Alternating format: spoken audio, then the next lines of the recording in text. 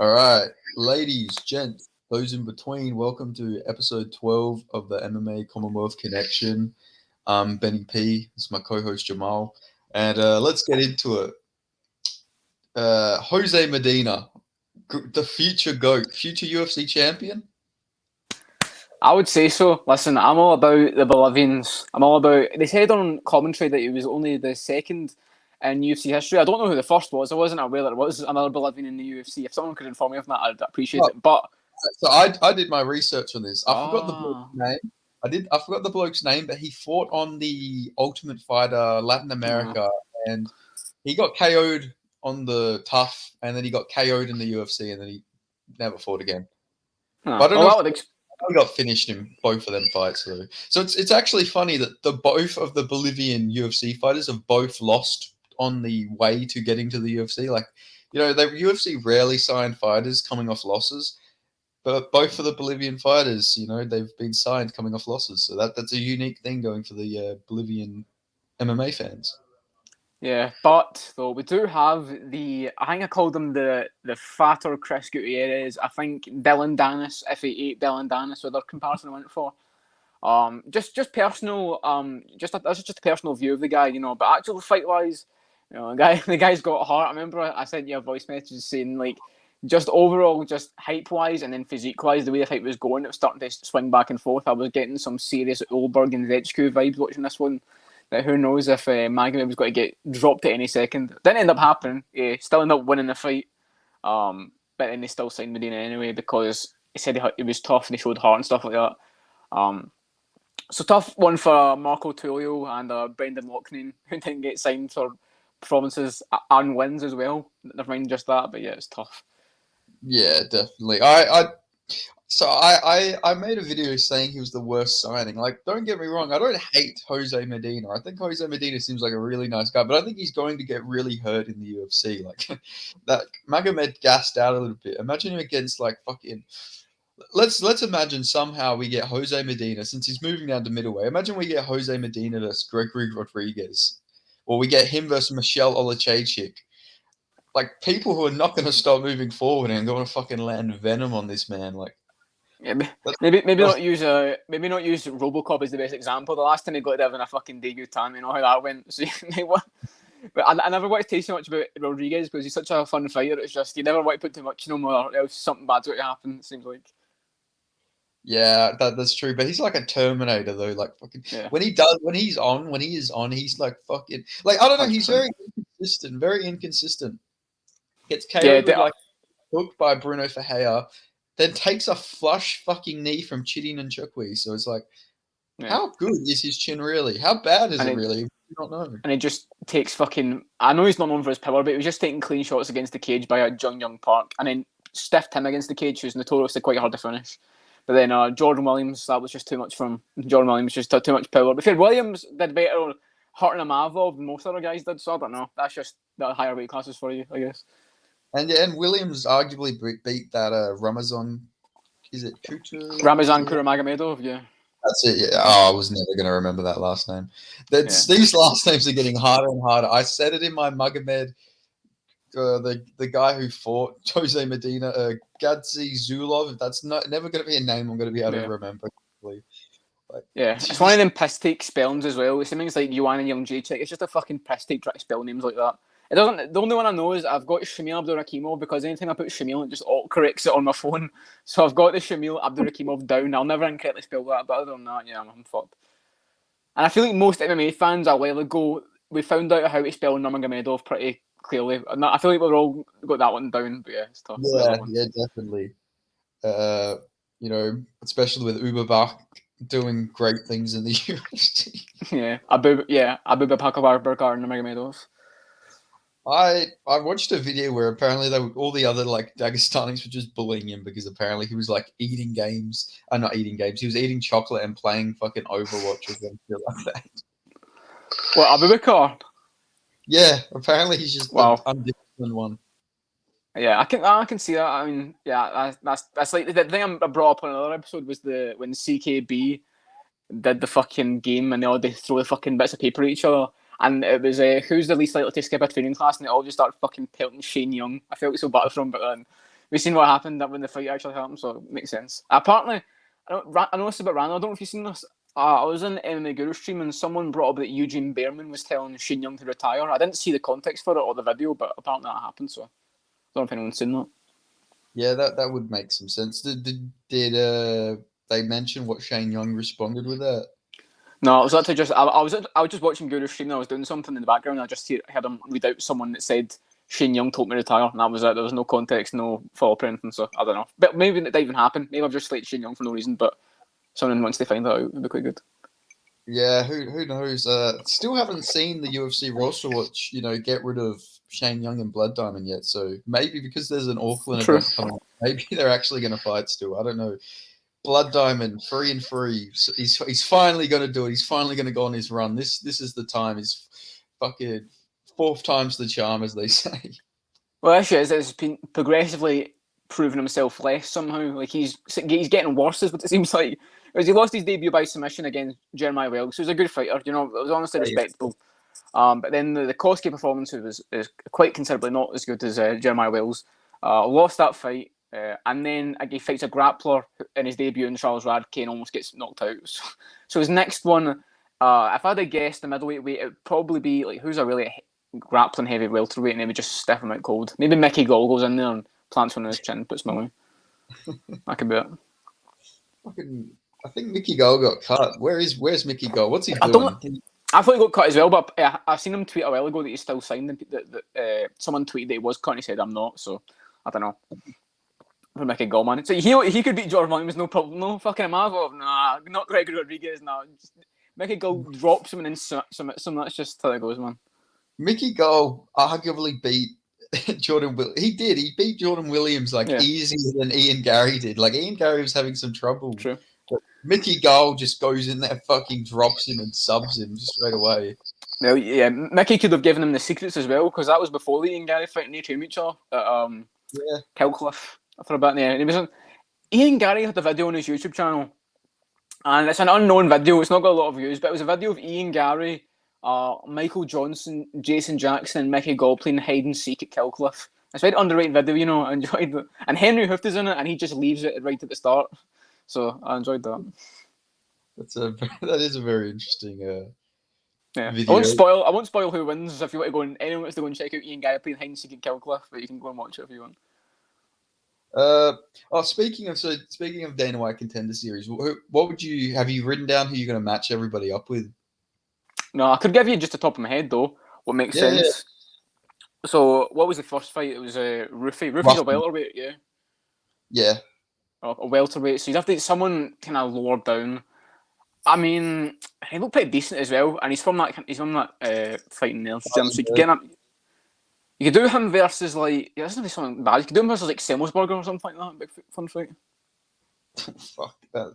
That'd be a bit of a tough one for his debut. Dana was saying that he should be a 155er, so maybe he'll move down to lightweight. But yeah, Dana's always doing that. He's always telling these guys to fucking move down, but he never mentioned at all that Talha should have been at fucking middleweight, even though he lost. Should have been like, that you came in here, you dominated. The kid was a little undersized. Should probably be a middleweight. No, just fucking didn't mention that. I'm salty about that. I'm not gonna lie. Talha was like, why are you fighting at 205? He's a good prospect. I still think he's a good prospect, but he was so fucking undersized by Ballad out there. He was constantly smaller. He was crazy. I think sometimes the fucking loser of the fight just fucking disappears at the side of Dana White's head and he forgets about him, to be honest. Yeah, definitely. But yeah, so you'd match him up against Semmelsberger. Then who would you match up? Magomed Gadzhizulov. So he's staying at light heavyweight. There's not a lot of light heavyweight, so it's probably got to be someone coming off probably like Datan Young or something like that. Probably one of them names. Shit, fucking Datan Young, man. Comeback KO maybe. Hopefully so, man. Can I see my fucking boy Dan lose again? Can't have it. But to be fair, a lot of people were shitting on Magomed Gadzhizulov, but like I mentioned, fucking Jose Medina is just the most durable man on earth apparently, because he was taking a fucking beating in there. I feel like most people would have been dropped to a lot of them shots, but yeah, it's an issue of You give him someone who, on paper, is not as good as like they could have probably given someone. They could have given Magomed Gadzhidov someone from Eastern Europe that was quite good, but they would have had a better chance of finishing him than they would have finished in Medina. Do you know what I mean? You've got a better record on opponent and someone who could be better that'd be easier to finish in Medina, who on paper would have been just easier for him to beat, not knowing how fucking tough he was. Yeah, exactly. Fucking. But yeah, It's the Nzechukwu Ulberg fucking argument. It's got to happen. Actually, maybe you do him versus Njikwi. Maybe we find out. We see. True. I feel like his chin's been taken a little bit now, though. You know, we've seen him. Yeah, true. Well, we say that, but it's like it's always been Nzechukwu. Always the fucking forearm shots. He gets hit in the fucking palm, he gets KO'd, but he takes fucking flush head kicks by Ulberg and he survives it. So we'll see what happens with Nzechukwu. You don't really know what's going to happen with that chin. Yeah, exactly. But who else got a contract? I'm trying to remember now. Victor Hugo, was that his name? Yeah, Victor Hugo Silva, the kind of Indian-looking Brazilian guy. It looked a bit like Wally Alves a little bit from memory. Yeah, I was thinking that. He seemed like an interesting guy, very confident guy. Yeah, bantamweight is tough though. Bantamweight's tough to match make. So it's got to be someone kind of lower down, probably someone like who could you do? Versus probably like that kind of Dan Nargeta range.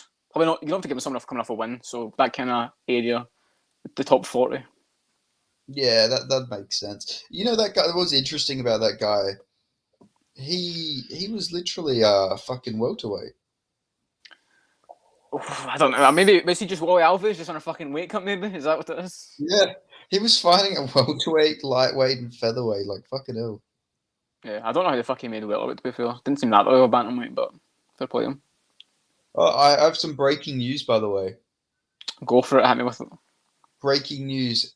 Jake Shields charged with misdemeanor battery after Mike Jackson altercation. Bench warrant issued. No way. Is that real? Yeah, that's real. I'm being serious. You know how fucking funny it is that we got Mike Jackson breaking news on the fucking podcast. The one time we do it at this time is so fucking funny. Fucking Jake Shields commented, I guess he changed his mind about defunding the police. Jesus Christ. Wait, read out the headline again so I can just wrap my head around this. Jake Shields charged with misdemeanor battery after Mike Jackson altercation. Bench warrant. So the Jackson incident that already happened, or the one something new happened? The one that happened in the gym, the PI? Yeah, the one that happened in the gym. Okay. Makes sense. But yeah. He was just chasing him down, getting him again, gets him in another gym.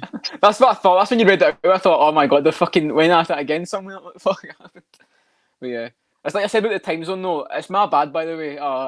We could have done an earlier podcast, but my fucking alarm broke. I'll take full responsibility for that one. That's my bad. But yeah, now we're basically flipped time zone essentially. Except there's a bit earlier for you that would be for me and the same way around. But yeah.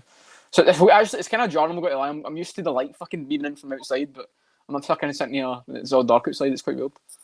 For some reason, even knowing I know that it's not night, I always picture it being night. Fucking for you as well. It's weird. Yeah. Yeah, I know what you mean. I get that as well. I get the vibe that you just woke up as well. In a way, it should get it. Yeah, because that's the only way we've ever spoke to each other. The only time we've ever spoke to each other was during this fucking time period that we're used to at least. So yeah, it's weird. Biting apart a little bit.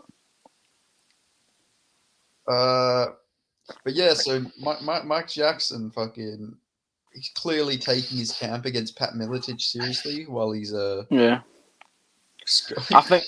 I think if we can find out the time for that, I think we're doing to fucking watch that live, man. That needs to be the one fight companion do live. That was so good. That is the culmination of like the first season of the podcast, basically. Because I think about it now, we've actually done a lot of episodes. You know, I kind of didn't realize, but we're getting kind of deep into the fucking podcast. I'm pretty sure. What is it? What are we on now? Like 11 or something? 12. 12. This is 12. I think it's a podcast. Like there's like 60% of podcasts finish before episode 10. So. We fucking rock it, baby. It's a fucking hour plus podcast as well. It's not just fucking some little 15-minute shit. We're still going strong. We go fucking deep into it. Fucking. Only time I've had a comment though on any of these videos from someone other than you was the Shamil Abradimov fan. Yeah, club. Shamil Abradimov. What did he say? I know who he is, but I don't know what he commented. He just commented the boys or something like that. Nice. Well, Is that not you on like a different account? Is that actually a different guy? that's a different account. He's been around roughly a bit shorter than me in the MMA Guru community, and he's been around for a long time. I swear, he pops up, and I've been on YouTube and MMA, and I went to the most random MMA videos, and you see Shamil there. I don't know apparently lives in Russia, but I don't know if I believe him or not. But apparently he's a Russian guy, and you see him in the most random fucking comment sections. So I don't know what the fuck he does, but I don't know. He's been around for a long time. He fucking supports shit. He supported a couple of my videos as well. I've seen them before, so number of respect for the boy Shamil, if that is his real name. Yeah, interesting. Interesting, man. Yeah, I've seen him pop up everywhere as well. I was wondering if that was you or not, because he just. People said that before. People have asked me that before, but I think because you typically commented a lot of my videos on my channel. All the ones that people I've heard it before. MMA Guru the musical. I thought it was me on another account, but I can hold my hands up and say it's not me. It could be someone else in the fucking community, but as far as I know, it's a fucking Russian guy called Shamil. Yeah, because I was so confused. I was like, I was thinking, who the fuck is this guy coming on the video? Because like he commented like 10 minutes into the video too. After I posted it, yeah. To be fair, I remember I used to speak to him on Instagram. I don't know anymore, but I used to send him shit. So. Oh yeah. Probably still sees it. Yeah, no, fucking shout out to him. Shout out to Shamil as well. Of course. You can kill the idea, but you can't kill the man. We have Shamil Gaziev. I've seen that too, actually. You can kill a man, but you can't kill the idea. He's coming back for round 2. Apparently Gaziev's getting a fucking top 15 opponent. I think it's probably going to be Delima. Delima probably makes the most sense. Which is probably one of his tougher matchups, because Delima, even though he got first round KO'd by Derek Lewis, he's pretty durable and he's actually pretty good. Yeah, he's solid. He's solid for an older heavyweight. But yeah, there's that account on Twitter he ranks every person in the division in the UFC based on like activity, opponent's record and stuff. You go to heavyweight, there's like 30 heavyweights signed to the UFC. It's fucking bad, so I'm not surprised that he's been able to get that, honestly. There's not a lot of unranked heavyweights that are going about, so not too surprising, honestly. But do you know who the number one... So in the regional rankings, you know who the number one heavyweight is in the United States? I swear Blades is like 1, isn't he? No, not 1, but 2. Blades is really high. It's the same thing where they had Volkanovski at 6 at featherweight for him. No. So this is like the I thought you were talking about Tapology. Yeah, but this is like the regional rankings for like the regional. Oh, yeah. Okay. And yeah, there's like UK and Ireland stuff. Okay, I know what you mean. Yeah. Yeah. So it's probably like fucking, probably like Jamil Jones or something like that. I don't know. So Shelton Graves. In 2023, Sergey Krativonov, the fucking Pride veteran, is number 1 in the United States. He's the paratrooper Sergey Karatanov. Yeah. Yeah. The paratrooper. He's the number 1 ranked heavyweight on the regional scene. The UFC got to fucking sign him up. Yeah. To be fair, he was in the Eagle FC for a bit. He beat Tyrone Spong. So fair play. Oh, that fight was a mess. I don't know why they gave Yeah, that was an underrated field when the Eagle FC were doing their US shows and fucking JDS versus Jorgen De Castro. It's a main event. Those were some good shows, man. Good shows. Yeah, honestly. I miss them. I wish they would come do some more events in the US. Same. Like they were on that fucking dodgy website as well that you had to get a link through. Like no one ever heard of it before. That's the only way you could watch them here. That one dodgy website they used to promote. Yeah, good times. Oh, the Flexcast. Yes. Yeah, I got that. Yeah, and then Usman and shit, and like the ones for like UFC fighters at every event because of the Ali fights and shit. Yeah, good times. It must have been like over a year ago by now. I was actually quite a long time ago. Yeah, I think I've read that Habib's not promoting Eagle FC or something anymore, so I don't know if they're doing any of this events, which is sad. I liked them. There's actually an ACA card as we speak happening right now, and it's got Davy Ramos and not Clinton Abreu, Carlos Felipe on the card as well. Yeah, the boy, big fat man. Yeah, good card, honestly, solid. Yeah, apparently Ramazan Kadyrov fucking came back from the dead because he was. Seen that on Composer's Twitter. Yeah. Yeah, of course. Shout out to Composer. Shout out to Composer. The man who watches fucking every event. I don't know how he does it. Especially, I think he's from like New York or something. So it's like not a good time zone for everything. I don't think so. Nah, it's not. Yeah, that's only 5 hours behind where we are in the UK. But yeah, I don't know, man. Suppose I'm too autistic to watch that many things at once. I think if my brain would overload, I think I'd actually get upset by how much I was watching and taking in. The most I can do is 2 MMA events at one time. I cannot do what he does and fucking watch everyone every day and post the results and post the fucking videos and shit and everything if I play him. He watches it was live tweeting the fucking Fight Circus event as well, which is funny. Yeah, I've seen that. I actually because I watched Charles Bennett versus 2 Thai guys. I watched Ben Davis's Indian leg wrestling match against that one. I have absolutely no idea what the rules that were, but I was enjoying it. But that is, bro, we could get on that. We could get on the Fight Circus easily, I think. That is a much easier goal than Misfits. If we promoted that, we could get like a tag team match against fucking someone. I think we could get on that easily on Fight Circus. Definitely. Yeah, I agree, actually. I reckon we could. Against like 2 dwarfs or something, probably. Oh my god, 2 dwarfs. Yeah, fuck it, why not? We come on the podcast, fucking go about it. We just fucking beat 2 proper fighters. No, I have a better idea. It should be me and you versus fucking Charles Bennett. Yeah. You know what? I honestly don't mind our chances here. See if you like shoot for legs or something. I think we could do some good damage here. One is goes for legs, one is just fucking unmoves in the feet. I think we could fucking take care of him. Honestly, that's a good one. I got a wrestling background. I did wrestle as a kid. So honestly, could work out. I'll fucking. I know I'm pretty strong, so I can just fucking clinch him up. I could literally try and like get both of his arms, and then like in the movies, like in the gangster movies, where they grab a guy from the back, they have both of his arms, and the other guy just unloads on the guy. Yeah, fucking. We could just try and do that, except knowing fucking Charles Bennett, he'll somehow break off, and then we'll end up hitting each other by accident, and then he'll just laugh or something. He'll do something.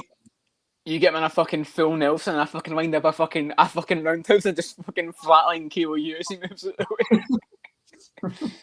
I'm just fucking left alone, just sitting there, oh fuck.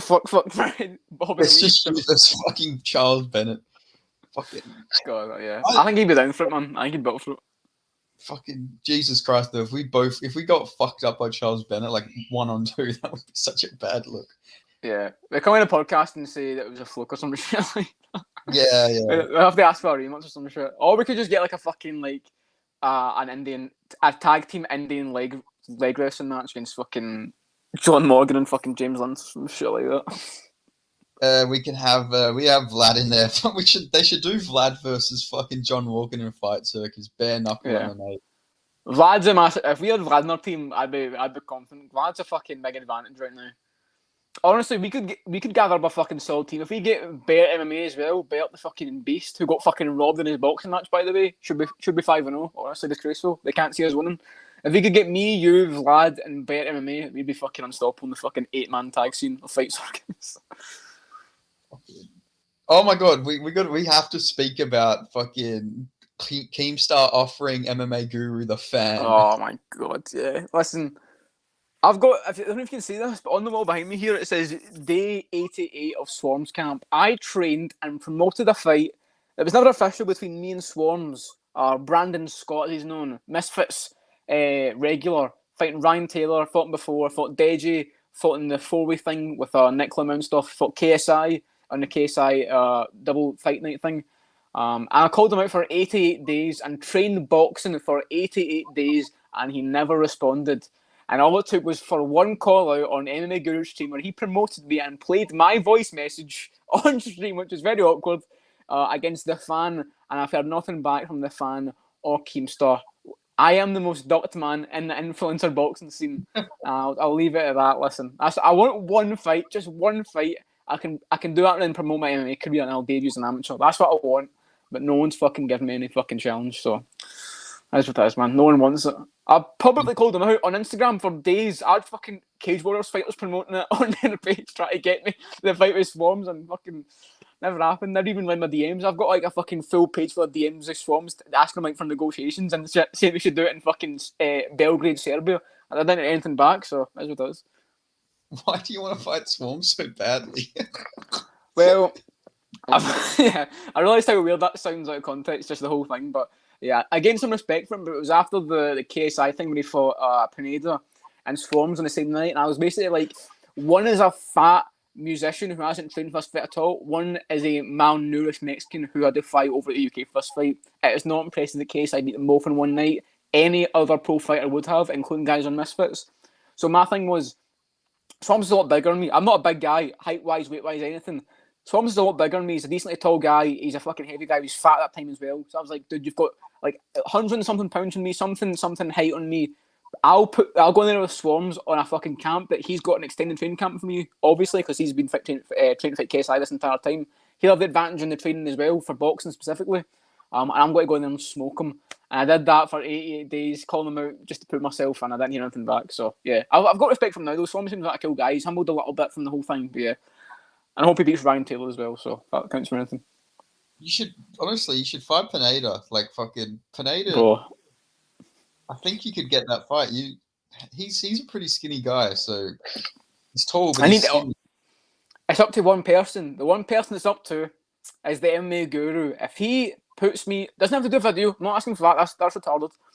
All I need is a mention on stream and him to call out Keemstar and promote me and just say that I have been training. Say that I could set up a fight. I feel like I really could hold on at a press conference and just promote me, because I don't think I could do it just from my Instagram shit. I tried it with Swarms, didn't work. But if he goes on there and says, anyone at my weight, I was calling it fucking Swarms in the fan's about 300 pounds. I'll fight anyone. It doesn't have to be the weight class, but preferably I'd like to fight someone in my weight class at flyweight, and I'll do it. I'll take the fight on Misfits against anyone.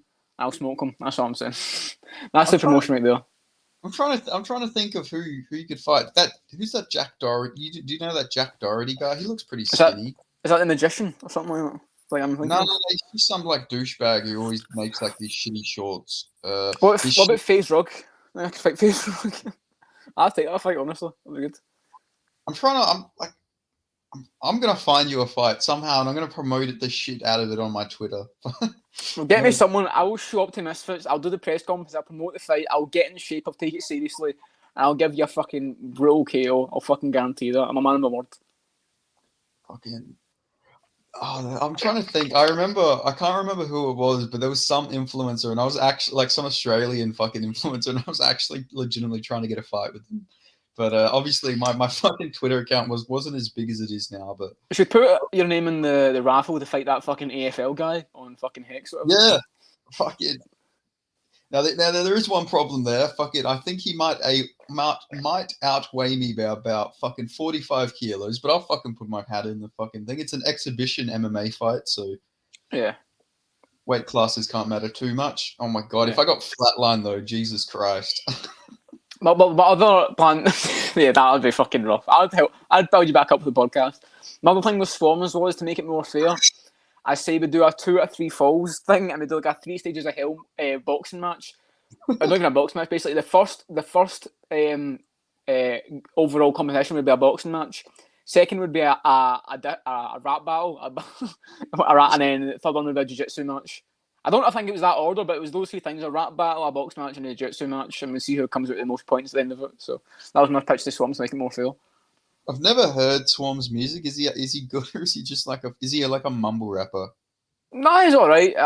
He's actually not too bad. He did a bunch of diss tracks before for KSI. He's alright, honestly. I don't even mind UK rap that much, and I think he's alright. You know, he's not like top level. He's not like that known, but people know who Swarms is if you're in that London scene in the UK. Yeah, he's no Stormzy though. Yeah, nothing like that. Stormzy or like Dave level or anything like that. But yeah, people know him. People in the UK definitely know him. In the drill scene at least. Fuck it. I didn't really. I can't remember his fight with Deji, but he got like fucked up. Like he lost every round against Deji. Yeah, he got put up against the ropes pretty much every round and kind of just teed off on him. At that point, I kind of respected him though. That was a bit far the point of when I was just taking the piss at him on Instagram every day. If you followed me around that time on Instagram, every day I was posting shit in my story. I was like counting down the days till I got the Storms fight. So, good times reminiscing. How long have you been training for? Did you train boxing before this, or did you literally just start boxing? No, I started. I was still in the MMA gym. I'm still going it now. I didn't go to a boxing gym. I just started training heavy boxing at that point. I'm just doing it at home as well. So I've been training, just overall everything MMA wise since September of 2021. I remember it was around the kind of Smith Span fight week and that kind of Till Brunson, that kind of period. I think that was September 2021. At that time period when I first started training. And yeah, it's been inconsistent. That's my fault. I'll always say that was my fault. But I'm definitely going to pick up on it. And there's things that I need to change and things that I'm waiting for to happen, but it's got to happen, and I can promise that. Yeah, you know, fucking just get that Reese Street fight out of the way. I reckon we get that super in Reese Street. The thing is, though, it's kind of wasted now because I think if you beat Reese Street, I think it comes up with record ineligible now. I think he's that many losses. Can't probably start to count it. If he was still when it was like 0-40 and stuff, and still count it, maybe they've taken it. But I feel like I don't want the record ineligible now. But maybe just for the experience, I would. So I was looking through, I think it was like some Uzbek fucking MMA Tapology page, and I found this one guy, and literally every single one of his fights, he's only 0-5, but all of his fights are ineligible MMA. Like the guy fucking debuted, and he literally just gets not allowed. You're not ineligible. Yeah, that's tough, man. Maybe it's just like one of them things. So Tapology says this fighter did not show enough will to win in the fight. He didn't show any winning effort. It was one of them ones, so I don't know. No, this one was. There's no proof or something. Like there's not much evidence that took place. So it's like, does this fucking guy even exist then? Because like it was literally that for all of them. So maybe this guy just doesn't actually exist. Maybe he's not even. Yeah, he's pulling a. Who the fuck was that Ukrainian guy? The guy with the fucking tattoos, isn't it? Askar Mozarov, that guy. Maybe he's pulling maybe he's pulling Askar Mozarov and Fighter's record. That is one of the craziest stories ever. Like the guy literally changed his fucking name. There's actually a guy who did that in the Australian scene, a Turkish guy. He fought in We Love MMA, I think it's called, that German promotion. Was that guy who kept calling out someone in the UFC for a fight? You know what I'm talking about? Was that guy who called it someone that was kind of known for a fight? And fuck. Is that the guy I'm thinking of? This Turkish guy? And he was calling out someone in the UFC.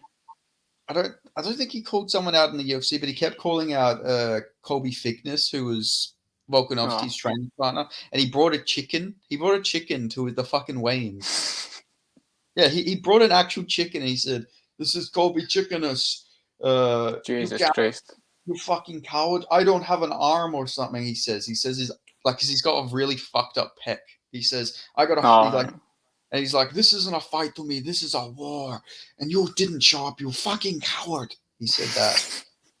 That's a solid impression of a fight I've never heard speak before. I can say that. It's like I have no idea what it sounds like. I'll trust that as a solid impression.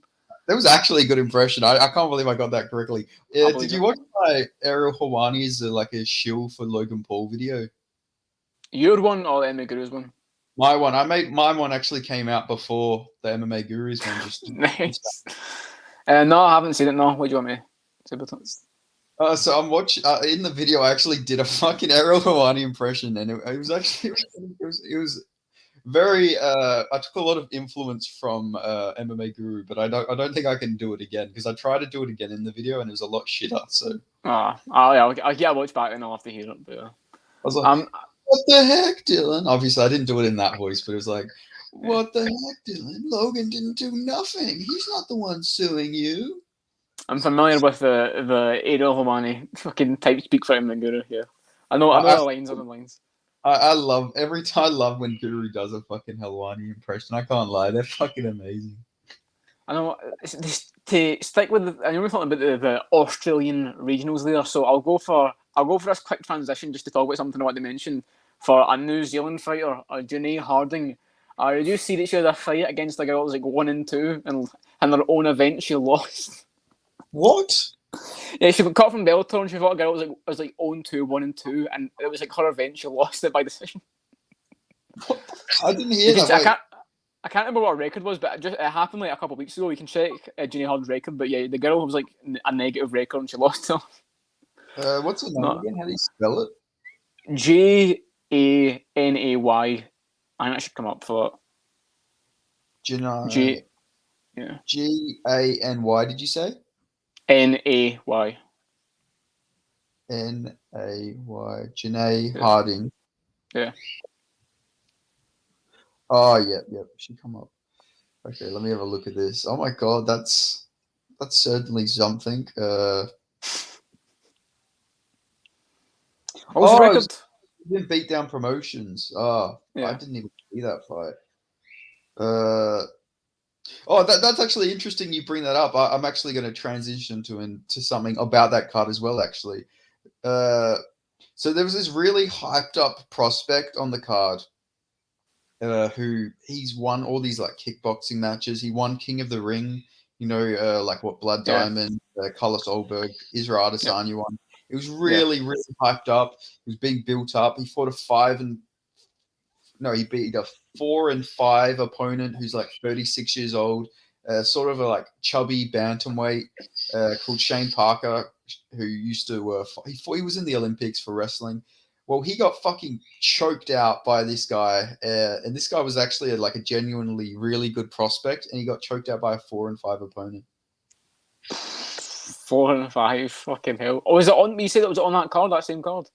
Yeah, on Beatdown Promotions. Jesus. What was the record of the girl that Harden lost to before she lost though? Oh, so it was 1-2, and then Yeah, one okay, draw. that's what I thought. Yeah, Jesus Christ, yeah, that was a fucking. So the fix was in for that night. The fucking moneymakers are fuming for that one. Jesus. Yeah, it wasn't a good wasn't a good night for the CKB boys. I'll tell you that much.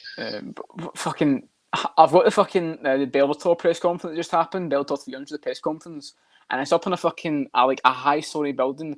Do you remember when they did name call Romero in that press conference, and Yoel didn't show up because the building was too high up on the floor? Yeah, He just didn't show up. That was so fucking funny. They had to get him in from a Zoom call. That was so good. I don't blame him, to be fair. I'll be shitting, especially when you got like a fucking guy you're gonna fight. Like, imagine you get shoved up there. Like, that fucking shit out of me. I've always wondered why they do like them face-offs at like the top of the fucking Empire State Building. It's like, Yeah. I'd be shitting my pants if I had to fucking stare somebody down up there. Like, imagine you're fighting some like fucking meathead like Jeremy Stevens. Jeremy Stevens will probably fucking push you off the building top. Yeah, it's like I was talking about fucking weird venues and shit. There's a Cage Warriors card coming up, I think in like 10 days. It's Paul Hughes' main event. It's in the middle of a fucking football field, apparently. It's like someplace in Dublin, and I checked the venue and I was like, they usually do the, I can't remember what card, the Three Arena in Dublin. That's what Bellator always does as well, the same building. Cage Warriors have been doing that building for a little while. I checked, where is this building? And I checked it on Google Maps, or Google Images, sorry. It's a fucking football field with no roof. Like, what I don't know if they're going to just put the cage in the middle of the field. It's kind of a cool idea. If it's like out in the day and shit, but it's in Ireland and there's no roof. I don't know if that's trustworthy. Might have got a fucking Sam Alvey GM3 situation. The fucking rain cancels it. So, God bless him, Jesus.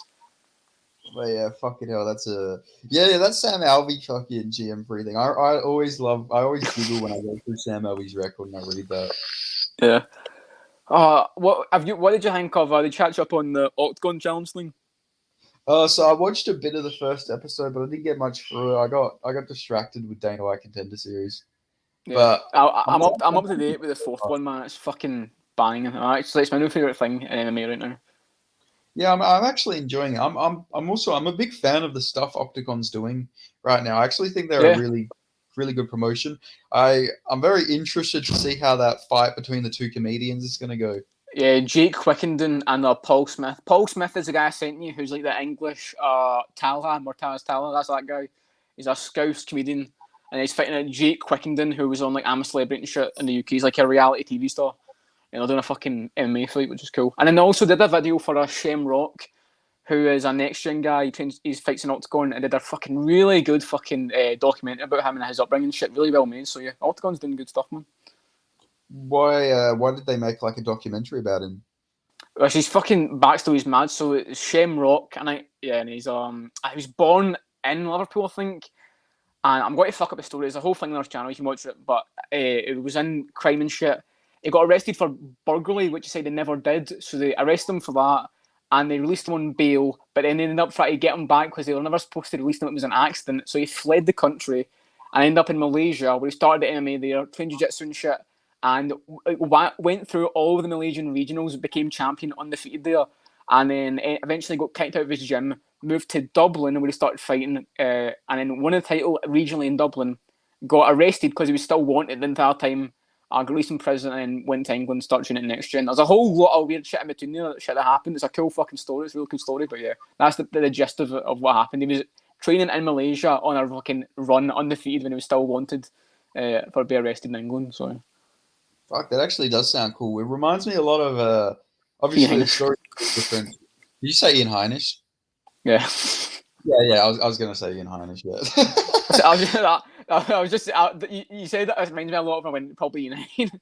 That's what I just keep in my head though. Yeah, Ian Heinisch. I love Ian Heinisch had like all the makings to be like a big star with that backstory. Like, fuck man, if Ian Heinisch, ever became UFC champion, the fucking movie that they could make about his life would be insane, man. I know. Especially because he started off doing pretty well, man. He fucking beat Carlos Jr., which people forget was a really good one at the time. And then the Brunson fight. Derek Brunson as well. He dropped Derek Brunson the first seconds. Yeah, and then Brunson went. He caught Brunson at a bad time. That was pre-blonde Brunson, but that was in the fucking run. That was undefeated streak for a while that was going on. So yeah, got caught in the crossfires. But so is that Shem Rock guy a pretty good prospect? I'm looking at his record, 9-1. Yeah, he's like 9-1. Yeah, I was going to say. He's got I think he's mixed race, but I think his real name's Shamil. No, not Shamil. Shamik, I think, some shit like that. But I think he's mixed race. I think he's like Jamaican or something, and English and Irish or some shit like that. He's got a weird fucking background. Yeah. But yeah, he's doing well. He's on the Octagon right now, and he's not lost yet. The only loss he had was that one fight he had trying to retain his belt in Clan Wars. He fought Nathan Kelly, who's actually quite a good prospect, good Irish prospect. Got knocked out by him, and then they got arrested, so that was tough. Yeah, that Nate Kelly guy, he gives me Jack Della Maddalena vibes because he lost his first 2 fights, and now he's on an 8-fight winning streak. And he's doing good things in the PFL from what I'm reading on here. He fought in Bellator as well. Yeah, Nathan Kelly's solid. Yeah, he just fought that Jamaican guy, Damien Nelson, at the PFL. Yeah, fucking 4-3. Why is the 4-3 guy fighting in the PFL though? I don't know. That's what they do with the PFL prelim. Typically getting good, that's kind of what they've been doing for Ali Wolf and shit. They've been getting in these guys that you notice in all the cards in the prelims, and they get them just random regional guys from the US. It seems like. yeah, that is very interesting. I'm reading it and I'm like, what the fuck? I want to give a shout out to the PFL. The PFL are doing fucking great things. Sometimes they are a bit annoying with how long they take between fights, but that PFL Europe card was pure class. It wasn't that long yet. You didn't have to wait that long between fights. So maybe they're listening to this podcast and they're hearing our complaints, but I enjoyed the PFL Europe card. Yeah, shout out to MMA Good and Musical who said that Dakota Ditchville looks like Paddy Pimblett's sister, which I cannot unsee it now. She does so much look like it. It scarred me, honestly, when I first seen it, and I was like, fucking hell, it does. It's mad. Is she Scouse? No, I don't think so. I think she's for the south. I think she's Scouse, but she does. She looks like if Paddy Pimblett was a woman, basically. You see her sister as well, but she does, man. It's weird. God, let me look her up. What's her name? Dakota Ditchville. She's like the undefeated girl they keep pushing in the PFL, the English girl. It's actually good striking for female MMA. She's actually got good, crisp striking. She keeps winning. She was on that Paris card. Yeah. So Dakota, did she? Okay, I found her. Oh my god, she fucking does. It's so weird, isn't it? When you first see it, you cannot unsee it. She looks so much like him. It's weird. What the fuck? Yeah. Oh, she's a world champion. She's an ISCA champion. The greatest promotion in kickboxing, according to Andrew Tate fans. Yeah, of course. Who can fucking forget about ISCA? I've seen so many genuine people saying that fucking Andrew Tate would sleep Sean Strickland in a fight because he was. Remember that video went around of Andrew Tate sparring that guy a while ago, and he just was so open. He was just so bad. Yeah, I just know. slow, and his chin was fucking up there and shit. It was fucking terrible. I seen people fucking say that Tristan alone could beat up fucking Sean Strickland. It's Jesus Christ, dude! These people don't know anything about fighting, man. It's it actually makes me cringe when they say this shit. I see people say that Andrew Tate would be a top 15 fucking middleweight.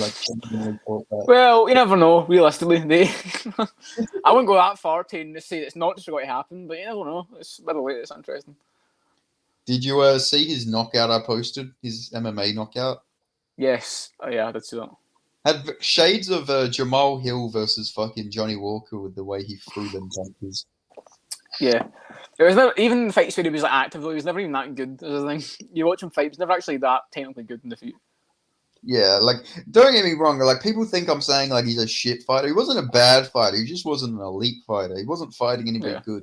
Everybody good he fought, he lost to. But 100%. Do you like want somebody, to like? I don't care. I was going to go into something else. oh yeah, I was just gonna say someone commented on my video where I talked about Tristan Tate calling Sean Strickland little man. Somebody says that he's not hating on the Tate brothers, then proceeds to hate on the Tate brothers. It's like I wasn't hating on them. I just said I didn't lie about their combat sports careers. They fought cans. It's like it's not Yeah.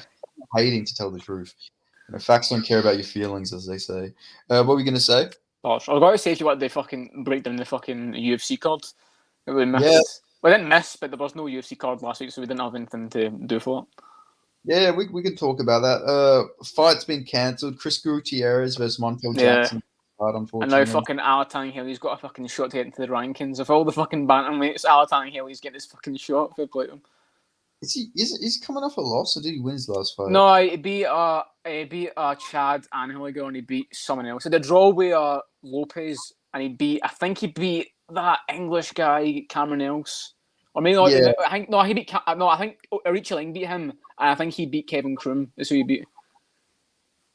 I'm not gonna lie. I get Ori Chaleng and the other guy. Yeah. No, I know both... people go to say it's a race thing, but they've been around the same time. They've been fighting the same basically area of bantamweight, and they've been the same card all the time. It's tough to defend. But he's the one that got absolutely fucking masterclass by Casey Kenny. That's Alatang Hilly. So so this one Ori Chaleng. I'm trying to remember. Didn't fucking Which line do you want to go? Which one did Chris Gutierrez KO? Dana Bakary, the Mongolian guy. That's a completely different guy too, isn't it? Yeah, that's the Mongolian one. That's the guy that knocked out Davis and shit, and then lost to Heestand and him, and then lost to Kyung Ho Kang as well. Because they're all fighting the same guy, so I keep forgetting which is which. But Bakary was the guy that was knocking out everyone, basically. He was knocking out Guido Canetti and Kevin Natividad and shit like that. And then fucking lost to Kang. Yeah, Kyung Kang. Yeah. And then got a really weird TKO loss to Brady Highstand, but yeah. No, and Aricha Ling's on to beat Perrin and got killed by Zahabi and shit like that. Oh, so he fought Alatang Hale as well. They fought each other. Right. Dang Batgarel. So that's why I was thinking, Yeah. Yeah, okay. But anyway, confusion aside, who you got for that was a very bad moment there. Yeah. Who you got for Kaleng Aori versus Johnny Munoz? I've got Johnny Munoz.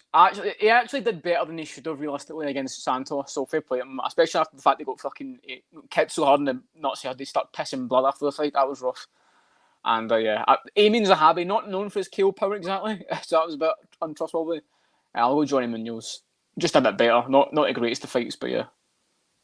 I think I went with Ori because I think I got him confused with the guy who's fighting Chris Gutierrez now. So. Yeah, I think he's like the slightly better one. Yeah. But actually, no. I did go with Ori Kaleng because he had a competitive fight with Cody Durden. A lot of people thought he won.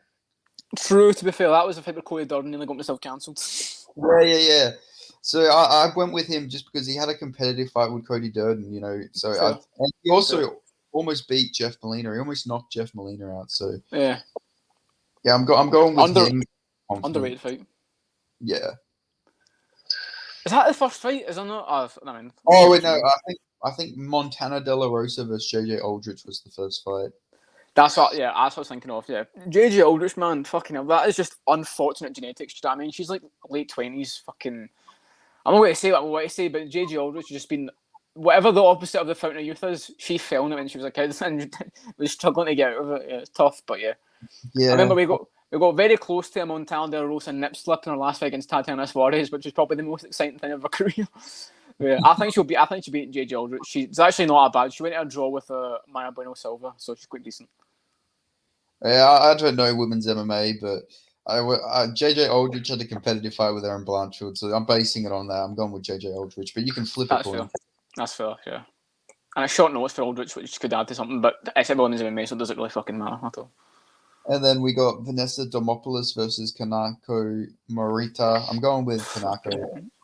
Yeah, Murata, she's had better performances, and Vanessa Demopoulos and her entire UFC career has pretty much just been. We'll give you names to beat that in hindsight will never age well. Like, look at the fucking names she beat, like fucking Maria Oliveira, and she got dropped by Silvana. No, Silvana Gomez. Silvana Gomez Suarez, and it armbarred her. Yeah, it's not impressive. And she arguably lost to Jin Frey as well, so yeah, I'll go with Murata. Seems like there's like all these Japanese women fighters who haven't fought for ages are all coming back around the same time. Mizuki as well, just recently. Yeah, wonder if there's anything to do with that, or if that's just a coincidence, or and around the same time that we're having Alatang Healing and Rich Ling try to fight as well. Who knows? Yeah, maybe. Benetton in me. Yes. Am I off, or is Vanessa Demopoulos not that good looking, really? Am I off on that? I feel like that's how the UFC been promoting her. Am I off? She's not really that good looking, is she? Yeah, she's not my cup of tea personally. Yeah. Like, she's not fucking. I'm not saying she's ugly, but she's not like they're trying to promote her as like the next fucking thing for that reason. Do you know what I mean? They didn't promote her because her fucking she's she used to pole dance, and like all the fucking comments and shit. I'm like, am I off? Am I seeing this wrong? But yeah, that's what it is. Yeah, she's not my cup of tea personally. Like, I don't find her that attractive myself, but she's not like undesirable or like ugly, but she's not ugly. She's not like the hottest. I wouldn't put her up there. Like, let's say if you had like a MMA women's MMA fucking modeling contest, I wouldn't have her in the top 20. So yeah. If I had to showcase the beauty of women's MMA fighters, I would not be casting Demopoulos as one of my top ones now. But if she has some sex appeal, I guess if it helps her sell fucking fights or whatever, Yeah, but I ain't got anything personal against her. I just wanted to, I was just getting a little idea of whether I was completely off and that I really agree with me. No, you're not off. We will speak about fighters I do find quite attractive. Yeah, so I know exactly who you're talking about. We'll get to that soon enough.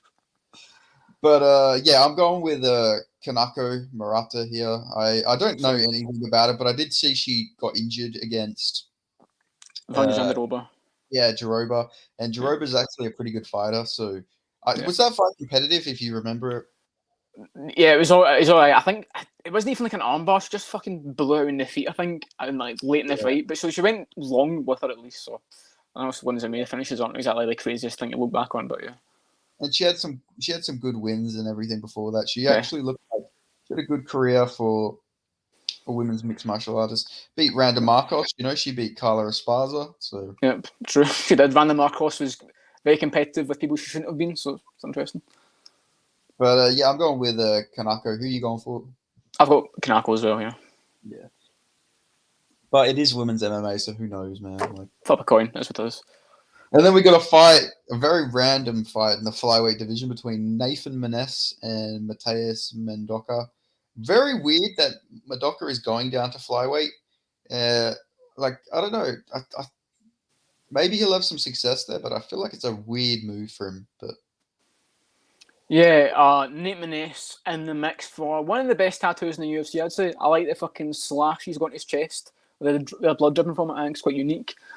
But I will go with Mendonça because he's fucking dangerous. He's coming from the Oliveira mindset of dyeing your hair, making you more explosive. He's not following the same footsteps as all the other guys with blonde. He went from blue, which is interesting. But he had a close fight. It was competitive. It wasn't close, but it was a decent fight with a Basharat who is very solid, especially in the feet. And Nate Maness was actually quite good at bantamweight, but I think since going into flyweight, found out it's just not enough from. Ulanbekov didn't really destroy people like that, and he got beat really easily by Tigir. So yeah, I'll go Mendonça.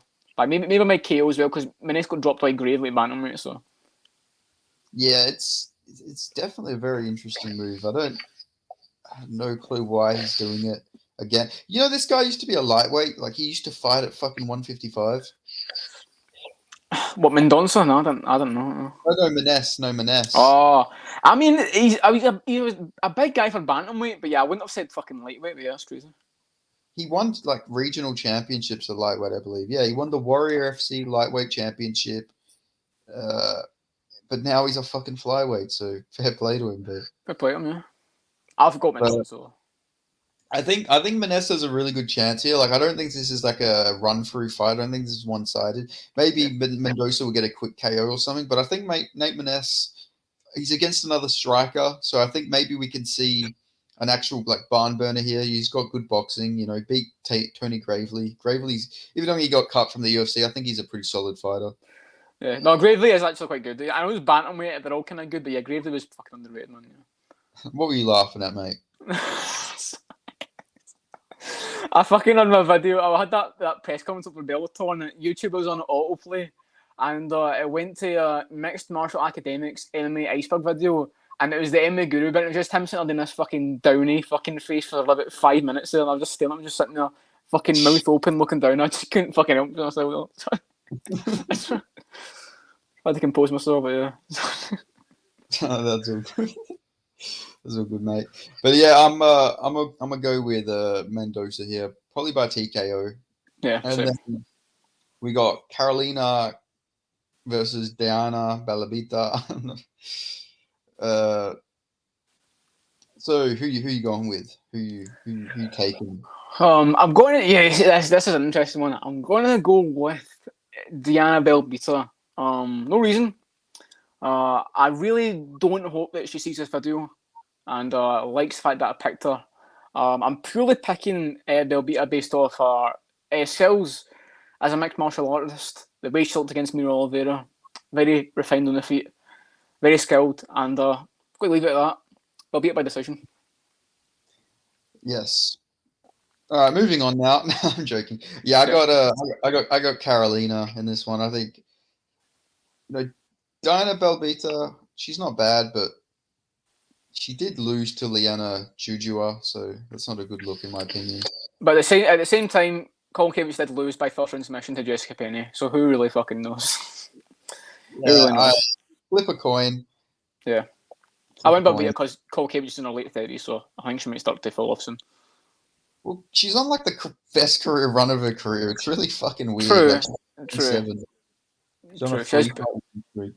Yeah, and I never thought we'd get to this point with Colin Cavich. She was back on a fucking win streak. That's pretty fucking crazy. Imagine saying that when after like all the losses she had. Mental, but fair play.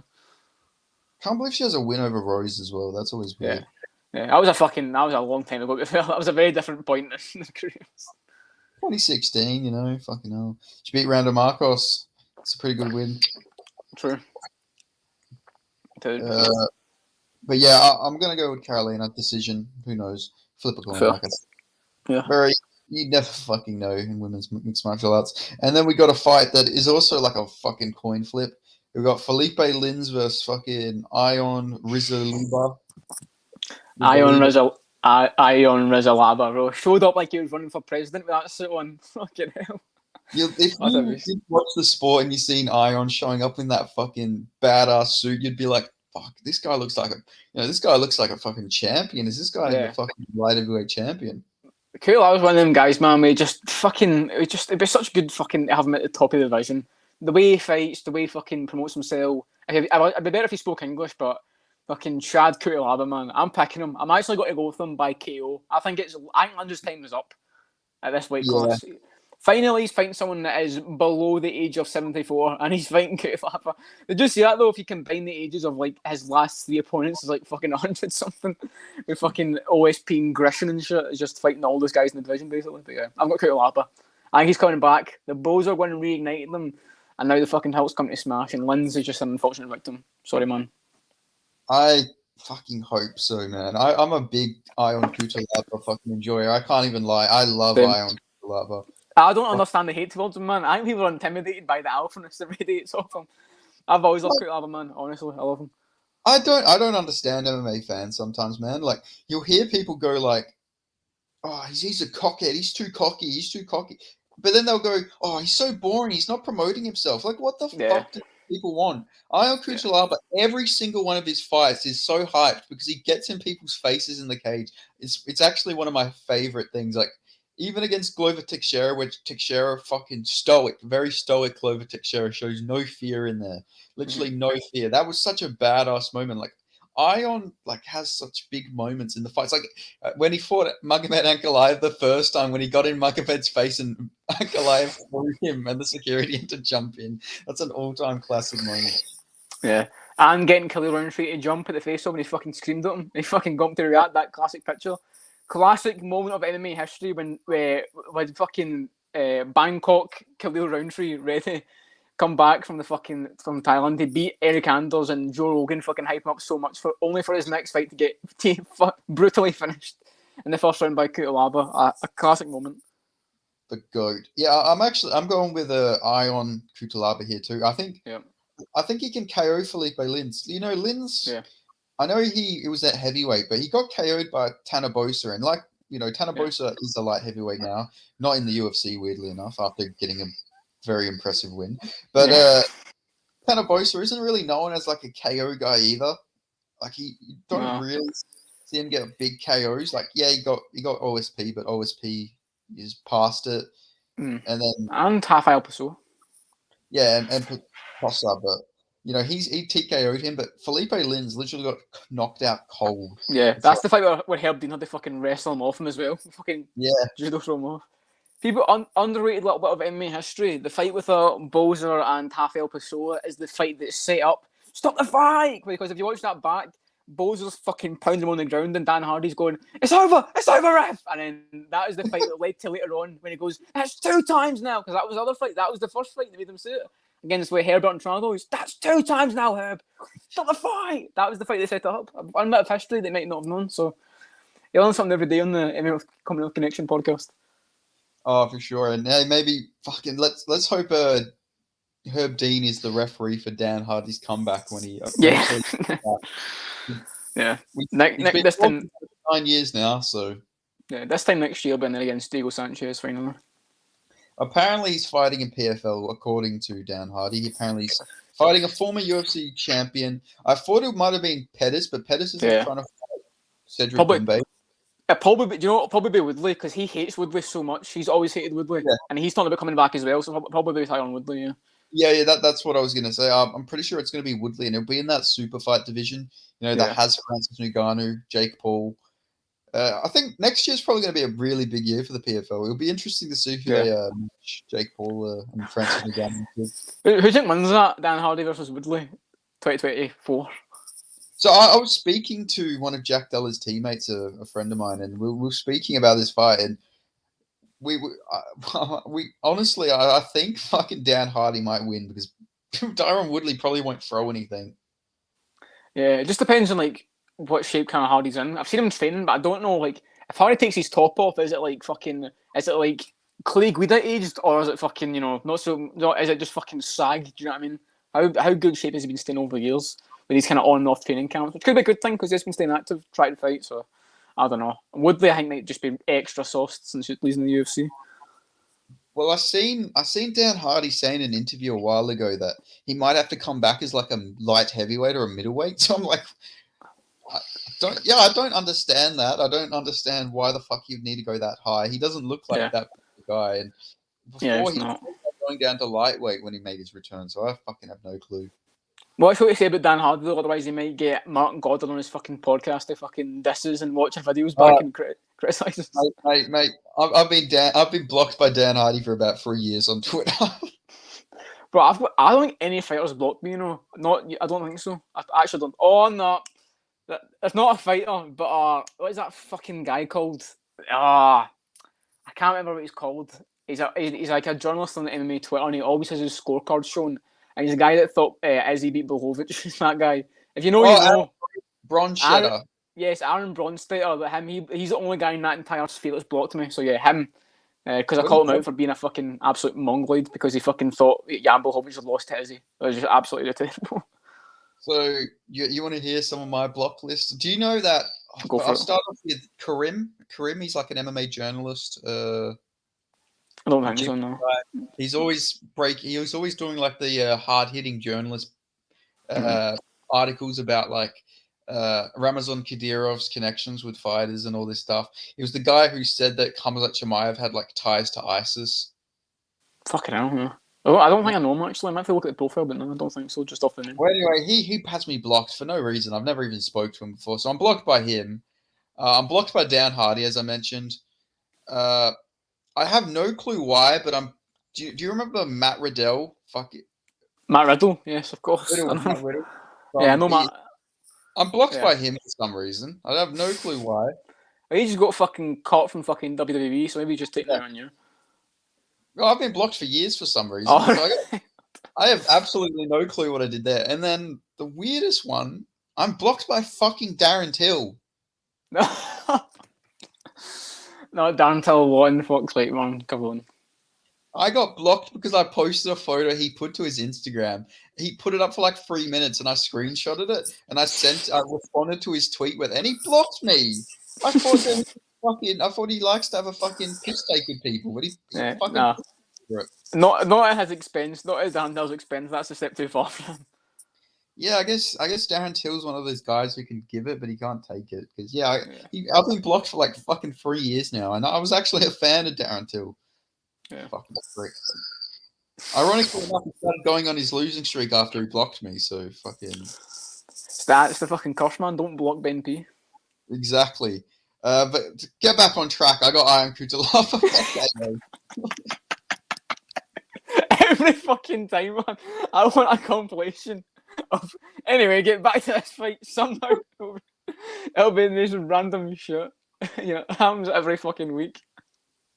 Fucking I got the goat. I got Goat Alaba going, getting a KO. Chad Alaba, yeah, I've got him. Yeah, same here, man. Then we got a featherweight bout between Alexander Hernandez and Bill Algeo. Yes. Got to go Bill Algeo again. It's one of them ones where does Hernandez think it was like the style matchup and not just a weight cut in general for him? Like the Corn Till's a bad one, but like, does he not think the featherweight is just not good for him at all? He's not known for having a good chin or good cardio at a lightweight, let alone cutting the weight down. So yeah, and Bill Algeo is a tough guy who can fight at the same pace for 3 rounds and keep up, and he's tough as fuck. I don't get this fight at all. I'm picking Algeo by like 3rd round TKO. I just don't understand this. Maybe fucking erectile dysfunction. Alexander Hernandez is a fucking mythical fighter. Well, I mean, he wasn't because he did end up losing to Billy Quarantillo.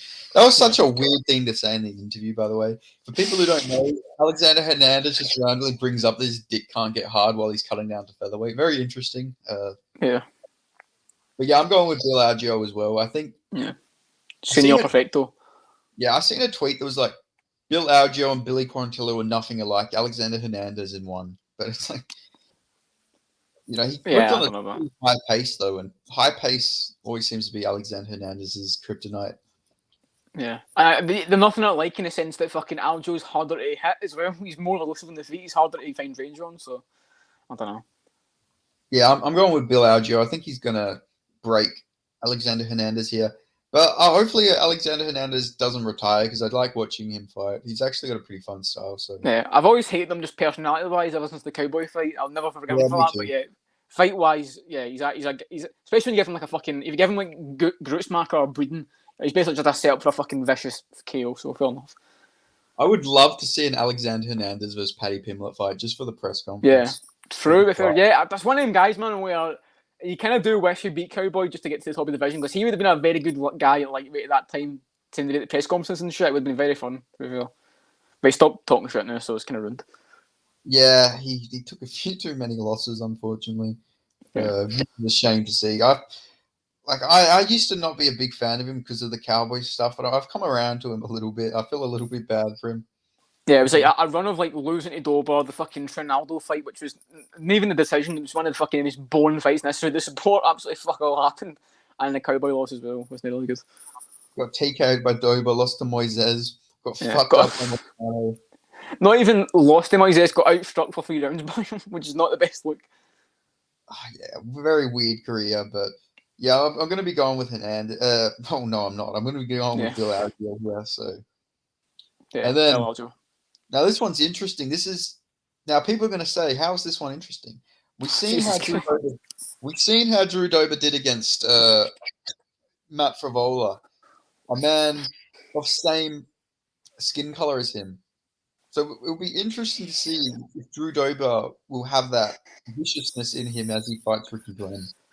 Yeah, it's a tough one. You put a real gamble these days by picking Dober against a fellow Caucasian. But yeah, I have a very skewed memory of the Ricky Glenn. By the way, Rick Glenn, pick a fucking name. Are you Rick or are you Ricky? I went back to watch his fights. Every fight it fucking changed between Rick and Ricky. Pick one, mate. Jesus Christ. Anyway, Rick his again. fight. Yeah, no, I checked his last fight, and it was Rick against Yago, so it was Rick. But before that was Ricky, and before that was Rick, and before that was Ricky. Pick a fucking line, do you know what I mean? But anyway, him against Dawson, I always remember that as like it was competitive, and then Ricky Glenn came on late. I rewatched it. Dawson clearly beat him for the first 2 rounds, like decisively, nothing happened. He just outgrappled him, and then Dawson slowed down. He almost finished him. End of the fight, got 10-8. And then he looked worse than my granddad would have looked against Christos Chagos. I like that's not even hyperbole. He literally looked like he's been fucking frozen in ice and was trying to walk for the first time. So yeah, I've got to trust Dober here. The guy who fucking went tooth and nail with fucking Brad Odell and chinned Bobby Green. I've got to pick him to beat fucking senior citizen Ricky Glenn at this point. Even though he's moving that old, he's like 35. He's like a year older than Dober somehow. I don't know. Yeah, he's younger than Dober. Is he? Oh, fucking hell then, yeah, I don't know, but yeah. Looks and acts like... I was shocked. I was like, what the fuck? Yeah, looks and acts like he's fucking 50-something. Even plus that's a fucking insult to 50-year-olds, fucking hell. But yeah, I've got Dober by KO, but I'm fucking nervous. I'm nervous that he's got to do it for the cause. Yeah, I got Dober by KO. Watch Ricky Glenn somehow have a fucking career best performance against a tougher opponent than fucking Christos Gagios. This is something that will happen in this is mixed martial arts. Rick Glenn is somehow going to fucking KO Drew Dober. See it, man. It's tough, but yeah. Got to play the safe betting. Yeah. I got Dober as well, though, KO. And then we got a fight Alex Morono versus Joaquin Buckley. I'm assuming you want to see Morono get viciously KO'd here, man. Yes, I do, but I'm actually picking the underdog here. I'm going with Alex Morono. I don't mind it because the thing is with Morono, in the same... I could actually... Do you know what? I'll compare it with Strickland, where he doesn't really do things correctly. You watch Morono fight and you go, what the fuck are you doing? But it always works because it's awkward. And he always seems to get in this rhythm the guys struggle with. And I don't know. I'm going with Buckley. I just think Morono... Really unfortunate because he was beating Ponzinibbio in a week's notice and his chin got badly hurt, cracked. And the point where it's like, at his age, at the amount of times he's fought, could that be the end of it? Really unfortunate because he was winning the fight. And I know Buckley ain't known for the fucking grand chin or anything like that. I'm not going to say that. But I've got Buckley just with the fucking the run he's been on right now. Good shout at welterweight. Younger. But yeah, I don't mind the Morono pick at all. He's had bigger upsets, arguably. Semmelsberg was a harder fight style-wise and Buckley's for Morono, arguably. So, yeah, I just think, how much do we really rate a win over Andre Fiallo at this point? Like, the guys... That is true, to be fair. That is true. We just seen Andre Fiallo get the shit beaten out of him by Tim Means, and fucking Alex Morono beat Tim Means, so... Obviously, MMA doesn't work, but it's like Andre Fiallo, like... And from memory, fucking Buckley was getting caught with some big shots by Fiallo, I'm pretty sure. So Buckley always kind of gets caught with big shots, so that's the big concern. It's just what ones can he take and what ones does he put down by? Yeah, like he's always like his chin worries me. Like getting KO'd by fucking Alessio Di Chirico is always going to be a concern of mine because I think that was Di Chirico's last win as well as a mixed martial artist. So all right, let me talk about Alessio Di Chirico's record. So he had a split decision win over Julian Marquez. That everyone thought Marquez won. He then had a controversial decision loss to Kevin Holland that a lot of people thought he won. And he lost to Magomed Muradov, lost to Zach Cummings where he almost got KO'd in the last 5 seconds of the fight. And also close fight with Muradov as well, to be fair. Competitive fight. Yeah, that is fair. And then KO's Joaquin Buckley in the first 2 minutes, and then gets KO'd by Razak Al Hassan, and then gets KO'd by Roman Kopylov. Yeah, not the most put forward careers ever. It's a very fucking back and forth one there for Pure Di Chirico. It's crazy that Razak Al Hassan was the first person to chin him though, when you think about it. Like, yeah, well, I mean, it was the fucking head kick. Fucking Cummins set him up for it. Zach Cummins walked so Al Hassan could run. What can I say? You know, Zach Cummings very underrated. I'm not gonna lie, like fucking. Honestly, yeah, he beat Trevin Giles before anyone else was doing it. So if we play him, we set the trend for that. Yeah, like he did some fucking good things back in the day. Like, good Shout out, guy. hey, shout out Zach Cummins. Yeah, shout out to Zach Cummings. You know, I hope you're enjoying retirement. I'm sure, knowing how MMA is, you'll be back in bare knuckle in a year's time or something Yeah, like that. he does seem like he does seem like a bare knuckle guy as well. He's one of the only guys that got out controversy free from the fucking glory situation. He's the only guy that got out without losing a fight or fucking having their life ruined, basically. So fair play. I'm good shout out Zach Cummins. Must be a good guy. Had a fucking dominant performance against Ed Herman as well, and you know, Ed Herman fucking. You know, he had a competitive fight with Alonzo Manyfield. He did. Well, competitive until his fucking leg nearly fell off. Yeah, but I don't understand light heavyweight. You know, and he beat Khadisa Bagimov as well when he was still somewhat a prospect and absolutely butchered him. So yeah, fair play. Yeah, fucking. I remember watching that fight, and holy shit, fucking Klazidz Ibrahimov, or whatever the fuck his name is. He's on a run right now. He's on an actual run. Has he beaten anyone good, or is it just? He beat a guy called Islam. He beat a guy called Dimitri. He beat Jesus. a guy called he beat a guy called Abdel Basir, and he beat a guy called Fernando. He's on a run right now. Levels to the UFC, I guess, man. Fucking hell. Fair play. But let me go check this guy's the record of the guys he's beating though. I bet you there's going to be a bunch of fucking like either debut or they're like completely undersized because it's in Hardcore FC. Hardcore FC. Hardcore FC is that promotion where they had that real fat, you know, that fat guy versus that woman. Oh yeah, okay, yeah. So wait, that's where he's fighting now. Jesus Christ. Okay, I can get it now. Okay, so you got a win over a 2-0 opponent, a 3-2, 7-5, 10-1. Okay, 10-1, so bad. 12-3, 13-7, and then he's also having a bunch of modified rules MMA matches, boxing cage matches. So you know he's doing his thing somehow. Good play, man. Good play. I remember him getting fucking brutally head kicked by Roman Dolidze. So. Yeah, and he did a little fucking turnaround after he got killed, turning around looking at him on his knees. Yeah, but where the fuck was they going with this? What fight are we on? Oh, okay, there we go. We're talking about Joaquin Buckley versus. We're talking about Joaquin Buckley versus Alex Moroni. I don't know how we got to this. How did we get? Oh, we're talking about like the Chirico, I think. I don't know how we got to it to begin with though. The Chirico is Zach Cummins, Ed Herman to begin with. That was how we got there. Fucking yeah, my no one can watch this podcast. It makes no sense. No one can watch it. I would click off it. We just go in the fucking most pointless tangents every time. I wonder how many people have actually like fully watched these videos through. Like, yeah, man. I want to see the watch time fucking drop off after the first 5 minutes, man, because it's absolutely baffling. How did we go from Ronald Buckley to Khadisa Ibrahimov? Okay, we just had it like 2 fights ago. We just did it the same thing as well. Makes no fucking sense, man. Yeah, hey, we're the most MMA podcast because we don't make sense, and neither does the sport. But Sure. But let me get back onto where I was going with this rant. Okay, let me just break down who Buckley's beat. All right.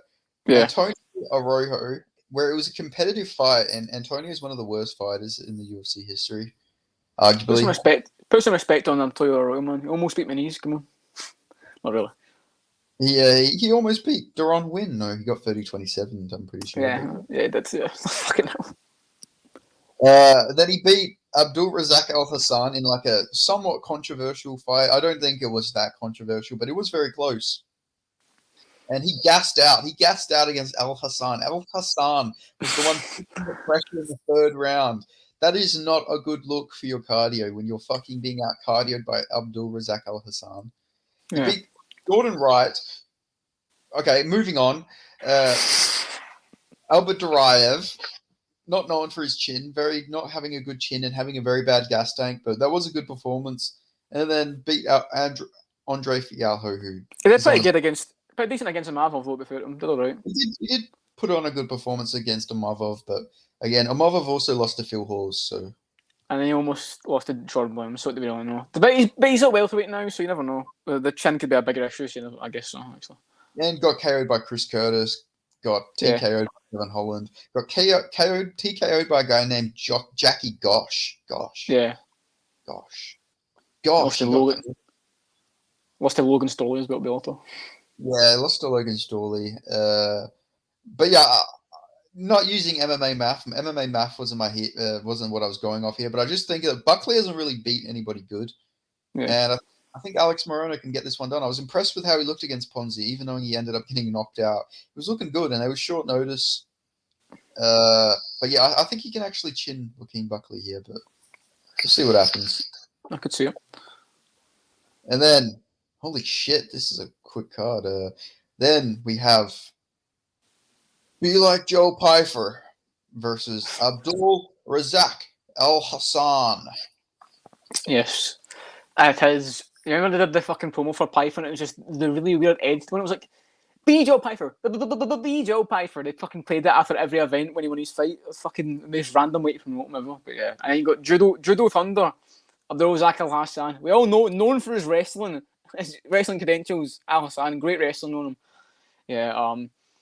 It's a weird fight to give him after GN3. I feel like we kind of got used to beating GN3 being a path to the rankings, but not really with this one.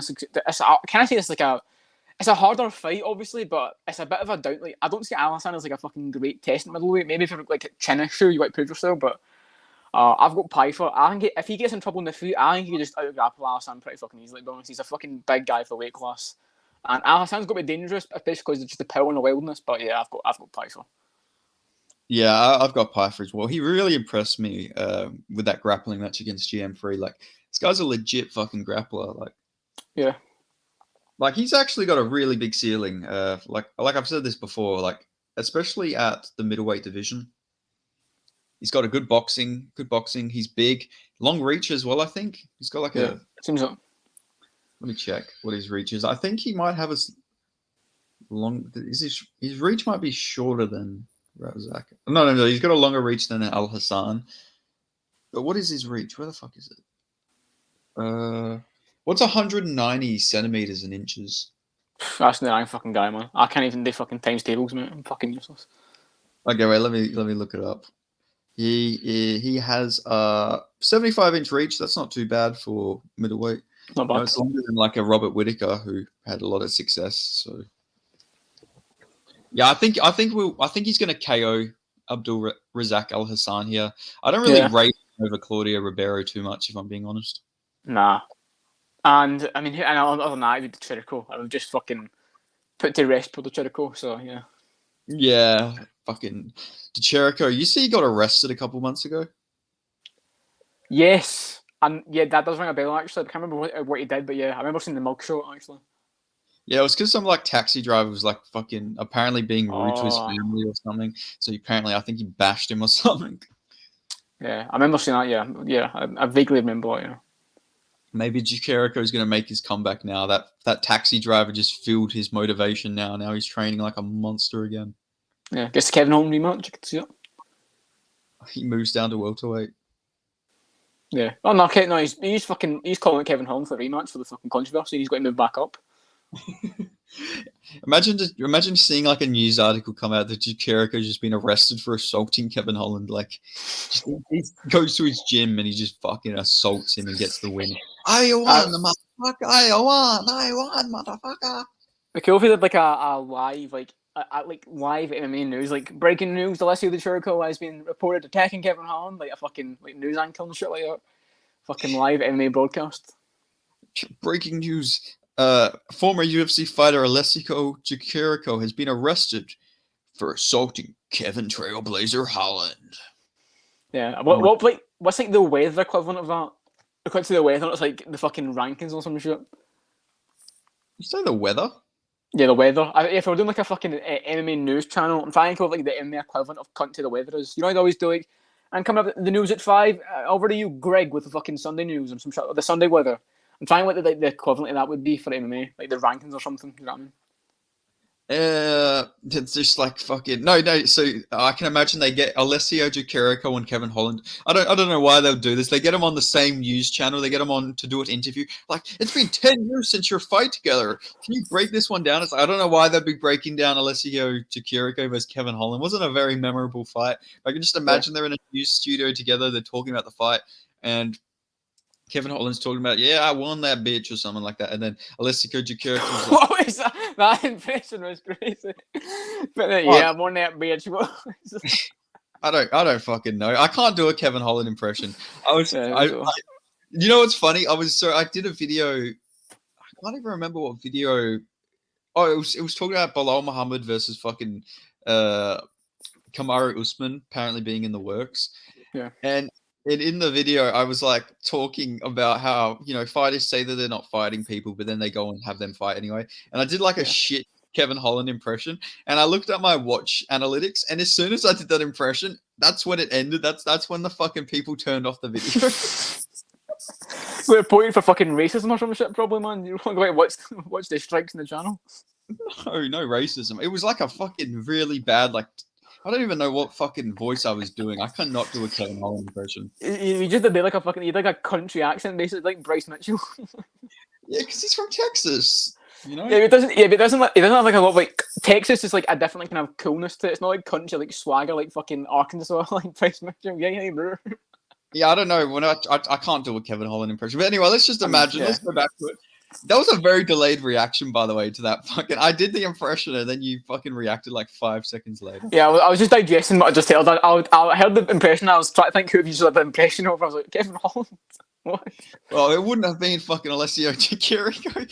Alessio Di Chirico. Well, I mean, Chirico in 10 years is on like a news show, and he's like, "Well, I've been living in the States for 10 years now, and I've been tooting and rooting about these parts, and I want to challenge you, Kevin Holland, to a rematch in fisticuffs, brother." Like Alessio was just talking like that. But anyway, going back onto what I'm saying, they're in a news studio together. For some reason, the news is talking to them about the 10-year anniversary of their matchup. And then Alessio Di Chirico is like, "No, motherfucker, I won that motherfucker. And then they start getting into it, and then they just have a fucking brawl on the news show. And then they're like, I don't know what we're experiencing here, but let's cut to Albert Duraev to talk about religious studies, something random like that. I don't know. Kevin Lee doing a fucking bit of propaganda for the religion. Yeah, it's like when they've got the two fucking politicians and shit on debating their fucking ideas for the upcoming election and shit, and it's just fucking the Chirico and Kevin Holland. That might have to be the thumbnail, honestly. The Chirico and Kevin Holland on a fucking news station talking to each other. We're in like a fucking debate. Like you got to change like Trump and fucking, or do Obama and fucking John McCain probably makes more sense. Yeah. Obviously we have Alessio Di Chirico as Obama, and we have Kevin Holland as. Yeah, people won't notice. People won't notice. Yeah, definitely. But why the? Oh man, I don't know how we got to this. I don't know. Well, we're still on Allison, but I think that's how they got to the Chirico, so it just naturally carried on from there. Yeah, fucking. Once this podcast gets big, there's going to be so many. There has to be like a clip channel, like fucking just randomly 100%. Like breaking this, like the fucking how weird off the rails this shit goes. Yeah, I want MMA Commonwealth connection out of context is what I want. Just random things I've said, and just the video. It's like a 10-second clip, just random shit I've got into with no context at all. That's what I want. Like, I don't know, fucking, I feel like we let our intrusive thoughts go so fucking wildly on this channel, but it's what makes it great. That's just my autism just spilling out of all the fucking things I've kept in my head about MMA over the years. The shit I want to say about the random shit that I've noticed, and just this is the podcast that just spews out every fucking week. Oh, it's amazing though. Fucking, I love it so much. It's like my MMA therapy session. Basically, I just get to talk about the things I feel about and like the random shit that comes to my head when I'm watching events, and you go, I've really just got to say this right now. What I think about this specific fight that hasn't fought in 5 years. No, like legitimately the same here. It's just I can let my fucking intrusive thoughts come out. But to get back onto track, I have Joe Pyfer by fucking KO on Abdul. Yeah, I might say KO as well, but I might go decision. I think he might just rest him as well. Pyfer seems like he could just play it safe. Hey, maybe we're gonna get the super fight in a few years between Jack Della Maddalena and Joe Pyfer. Yeah, I don't know what the fuck he was on, man. I mean, I get these boys. I know he's boys with Sean Brady, but still, Jesus. Yeah, out of all the things you can call Jack Della, you can't really call him a pussy. Maybe you can call him an asshole for what.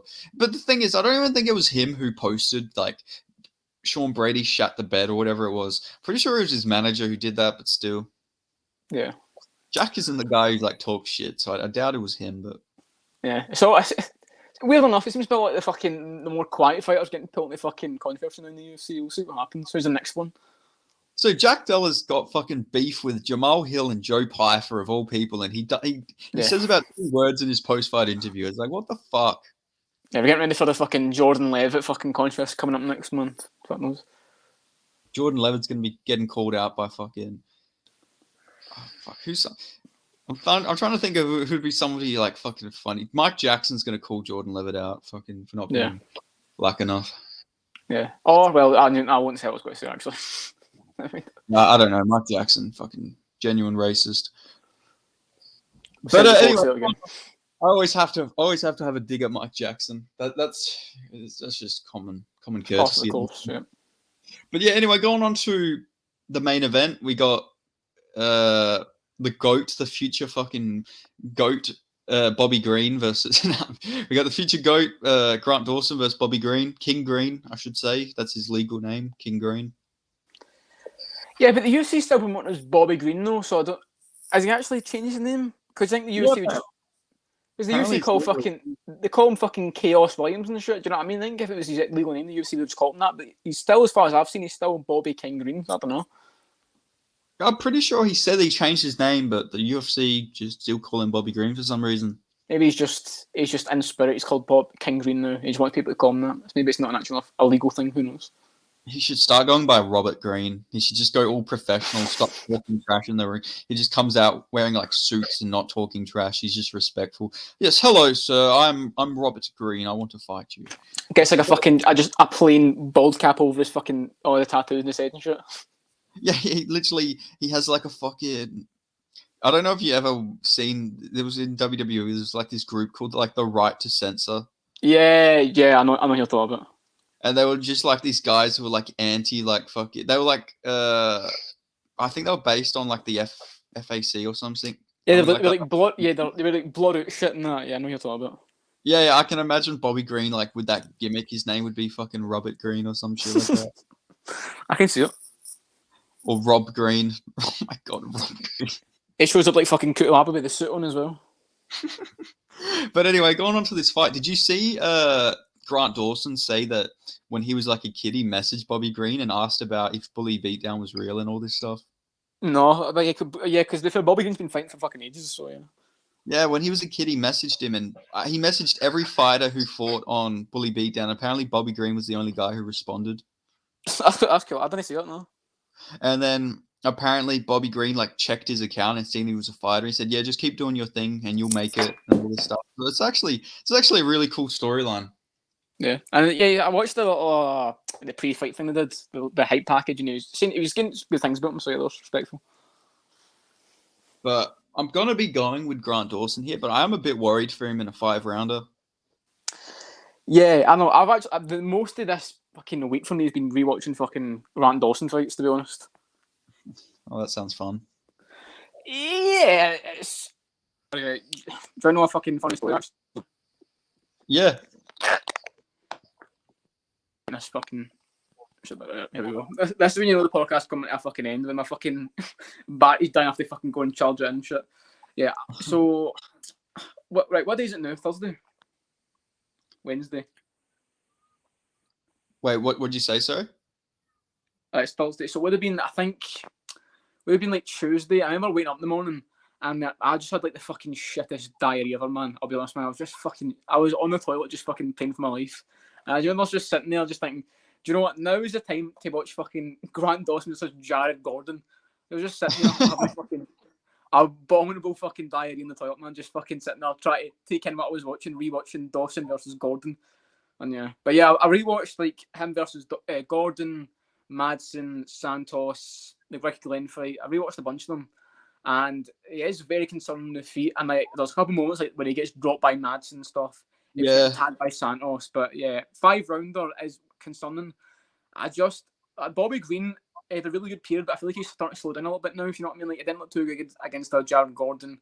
KO'd by Dober, which his chin had been cracked in a long time, which always seems to be a bad thing. You guys have a notoriously great chin, and it gets cracked once. It seems to kind of all go over. So yeah, I'll go Grant Dawson by like a ground and pound, like the 3rd round maybe. But if Bobby Green can just play it safe and survive, it's got to be interesting if it goes on longer. knowing MMA, Grant Dawson's gonna beat Bobby Green better than Islam Makhachev probably. Yeah, I could see it. Yeah, and yeah, I don't know, but Dawson's personality-wise, I kind of like him actually, but it's just the fight style and just the striking as well. It's just not the most appeasing fan-wise.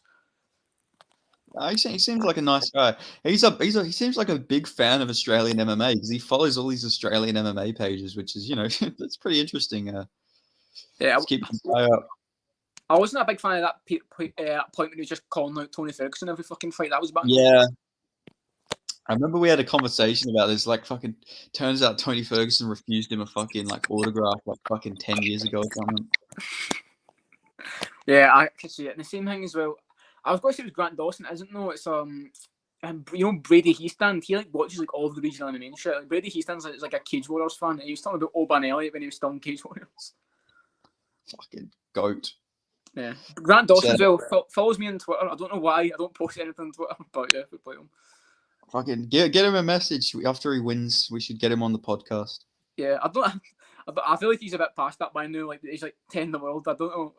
I'm still trying to figure out what the range of fighter we could get on is. I'm wondering where we could start with, but I feel like we could get on someone probably. We got to get Grant Dawson on before he makes his championship run.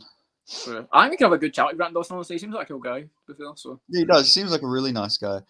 But yeah, I think he'll win this fight against Bobby Green. But I do worry about his stand up so much, man. Like, did you see that video of him like jabbing against Mark Madsen? Yeah. Yeah. It's not even a jab. It's like I don't even know what it was. It was like a jab attempt, but it wasn't even. You couldn't even call it a jab. Basically, it was like a paw punch. It was like how I imagine a cat would punch. Yeah, it was like his lead foot just started slipping and he just didn't go anywhere with it. Yeah. Like, he's a great grappler, don't get me wrong, but yeah, his striking really does worry me. Yeah, but who knows? Maybe we're gonna get K1 fucking Dawson here, and he's just gonna beat up Bobby Green on the feet. Yeah, the fucking full Nelson masterclass against Ismagulov was good, and also one of the most fucking lethal fucking body triangles in the sport. If he gets that body triangle in, it's either a submission or that's it for the round. People ain't getting out of that body triangle. I don't know what it is. But he's got some fucking strength in his legs, man. Never gets out of them.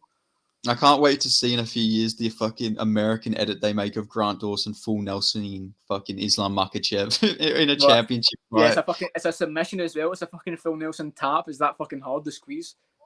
It's like the master lock fucking that Chris Masters used to have in WWE. He's just fucking master locking fucking Islam Makhachev out cold. And then America, is playing in the background with an American flag. Fucking Chris Masters. That's not a fucking name I've heard in a long time. Chris Masters, Jesus. Did you see John Morrison's fucking boxing match? Oh yeah, on the fucking influencer thing. Yeah, it wasn't Misfits though, was it? It was the other one. No, it was Creator Clash. Yeah. Did he win? He's in good shape still. Yeah, he won. He beat up the fucking guy from Epic Mealtime. Oh, the one with the beard or something? Yeah, that weirdest fucking fight ever. Fucking John Morrison versus that was like my childhood as well, because I watched a lot of Epic Mealtime, and John Morrison I used to watch in WWE when I was a kid, so it was so weird to see these two people fucking fighting. Like, what was your WWE time frame? Like, what was your peak years of watching that? Because I think you're a bit older than me, but not that much. Yeah, I used to watch. So in the last few years, obviously, I'd only watch fucking the Royal Rumble and shit like that and WrestleMania. But I guess my peak was probably me and my mates would just watch it when we were about 15. So we'd just watch the SmackDown Live, I think it was called at the time. But yeah, what year though? What were the peak years? So peak years was probably 2012 to or 2013 to 2016 probably. That's probably the same for me as well. But I still, even though I was too young to watch it live, I still have the most memories of 2009, 2010, 2011, basically. But when I was growing up, it would have been about that same time period as well. I consider that. Yeah, I watched it 2009 and everything as well. As a kid, I was the biggest John Cena fan. It was so bad. Bro, so was that. Bro, do you remember the Nexus? Yeah, of course. Bro, I remember watching him debut and they beat up John Cena. I was actually going about my house thinking the Nexus is going to jump out and fucking attack me in my house. I was watching that. I used to. That was all. I was the only allowed to stay up to watch that. That was 2010. So I would have been. I think. How old would have been? I think I would have been like 4 in 2010. I remember watching that, thinking I'm going to get fucking jumped by the Nexus in my house, seeing them beat up John Cena. Because people forget that John Cena was like just never lost. Basically, that was the thing. He never lost to anyone, and then he just got jumped by all these guys who like, had never been seen before. They're like all making their debut. They just jumped him and beat the fuck out of him. I was fucking scared. Yeah, fucking that was crazy. I remember at the time I wasn't sure if it was fake or not because I was like 9 or something. Yeah. So I was like, "Oh my god, that's assault! Somebody call the cops!" I was even younger than that. I was like, man, I was literally thought John Cena had been killed. Because they're beating up the fucking announcers and commentators and shit. I was like, what? They fucking call the police. What is happening? Fucking destroying everyone. It was fucking brutal. What was your reaction when you found out it was scripted? I can't really remember. Same thing. I don't remember what I found out when like Santa wasn't real. Do you know what I mean? I can't remember like my exact like moment. But I remember I was always the kid who had to like explain why it was still like it's still dangerous because they still get hurt and shit and they've still got to fucking like do this shit. I remember I was always that kid that they fucking explain why it was like still fucking dangerous. I remember very many moments of that throughout our childhood. Yeah, I think my mum just straight up told me it was fake when I was like little. So I was like, oh, okay. I still watched it anyway because I didn't really care. In my opinion, it's just like a male soap opera sort of thing. Yeah, it's like kind of Daredevil like circus soap opera type shit. The only man I watched that recently because there's someone I know who's big into wrestling, and it was from I think last weekend. It was like, do you remember Daniel Bryan? Yeah, of course. He was in it, and it was against a British guy. I can't remember the guy's name. Someone probably tell me who it is. It was like last weekend, and I watched it. It was like 20-minute match. It was actually good. I was like, what I like in wrestling is like the polar opposite. I like the fucking Royal Rumbles, like fucking ladder matches and shit, where it's like so fucking like ridiculous, basically, because that's cool side of it. But I like when they do like the technical matches and shit, because you can't get that in actual like wrestling jiu-jitsu competitions. You know what I mean? Because the guys are actually trying to fucking beat each other and fight each other. You can see the techniques, but you can't see like the fucking coolness of it and like the shit you can't really do in actual competitions. That's why I like the grappling ones and shit. They do like the fucking like wrestling transitions and shit. That's why I think it's cool. I got sent that. I watched it. It was actually good. So that's the first match I've watched full in ages. Were you like a wrestling fan when CM Punk like debuted in the UFC? Yes, but I wasn't a UFC fan though. So I knew what happened. I knew he got battered. But like I thought like Mickey Gall was like a fucking big deal or something. Like that's where I came to the UFC, knew who Mickey Gall was straight away. I was like, Mickey Gall, he must be good.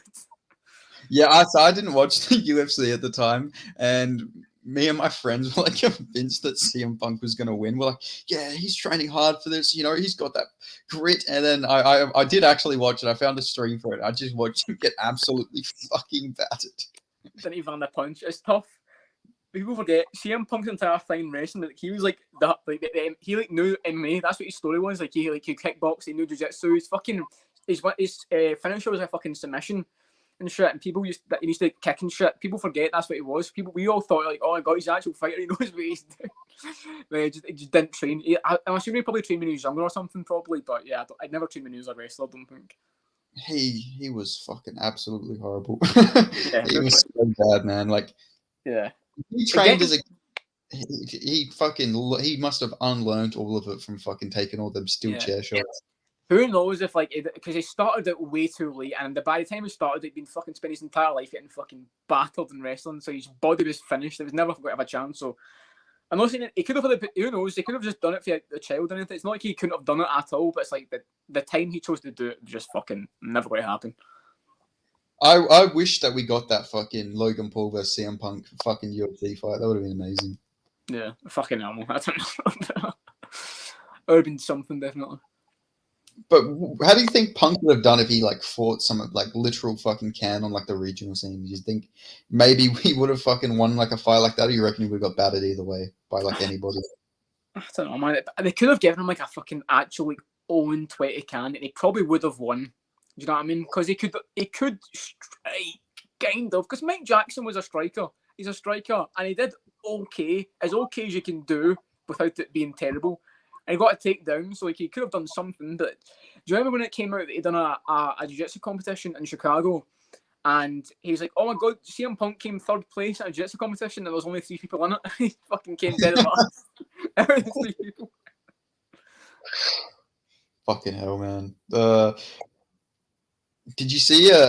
Did you ever watch fucking Jack Swagger's Bellator fights? Yeah, Jake Hager. He's retired now, apparently. I think he stopped fighting, but yeah, he's fucking. No, he's apparently retired now. He said that Yeah. Bellator was jerking him off. Yeah, because he's with AEW. He's with the fucking rival company, so he's obviously getting paid good by them. But yeah, I watched him. And his last one was like arguably a loss as well. He fought some random guy. He arguably lost by decision. But they just gave him a bunch of fucking fat guys. Yeah, they just fucking arm triangled all of them. He fought a guy who was like a fucking factory worker who had like 11 kids, and everybody was that the fucking BJ guy, BJ something. Yeah, and he had the fucking face off. He was like, it doesn't matter, or something like that. It was really weird. And then he still got smacked by the boy Jack Swagger, Jake Hager. So I got some more breaking news. Go for it. This fight, you're never gonna expect this fight. Tell me the one person I'll try to guess you're fighting. Sasha Plaktinov. This isn't in the UFC, right? This is outside the UFC, definitely, right? Yeah, you know Sasha, right? The fucking guy from Hong Kong that's just yeah. So you want to know the promotion? Yes, go for it. He's fighting in Game Bred Bare Knuckle MMA. Oh, is it the same card that fucking Belcher's fighting Roy Nelson? Yeah. Well, that's actually quite a good card. That's got fucking Randy Costas, Jason Knight and shit like that. But is it like that weight class? Is it kind of like welterweight, middleweight? Is he known for that weight class? So it's welterweight. And the guy's fighting, is he kind of known for that weight class? It's not anyone from coming down or going up. Yeah, I'd say he's known in that weight class. His last couple fights. I kind of want to say Kasanganai for the rematch, but I don't think it's him. Do you know what I'll say? I'm going to throw out there Derek Krantz, the guy that fought Vicente Luque in the UFC. No. Okay, so incorrect. Do you want to have one more guess? I'll get one more guess. Is it like fought kind of recently in MMA or just overall, or is he kind of a forgotten name basically? He's fought in MMA recently. Kind of when is it fucking what was that guy called? Is it fucking no? He's in the UFC now. I was going to say Jared Gooden, but he's in the UFC again. Is it is it another guy I'm trying to? Is it who? No, I'm sure I think his fucking name. I've got a guy's fucking picture in my head. I'm going to just fucking, I know it's not him. I'm going to just say Dean Barry. He came back from the knuckle. You're right. Is it? No. No, there's no way. Do you want to know who it is? It's Francisco Trinaldo. Oh my god. I thought he was fucking calling it. He was calling it Mike Perry, was he no? Well, I guess bare knuckle MMA is the way to get to him, I guess. But damn, so Trinaldo versus Plitnikov. Jesus Christ. Yeah, I feel like Trinaldo's going to knock him out. I've got to say, they were like completely different. Like Trinaldo was still like going close fights with Randy Brown in the UFC and shit. Plitnikov was losing to fucking everyone. Fucking. I can't believe Trinaldo. Trinaldo's like 46. He's older than Glover. Like, he's actually older than Glover. It's crazy. I know he's still.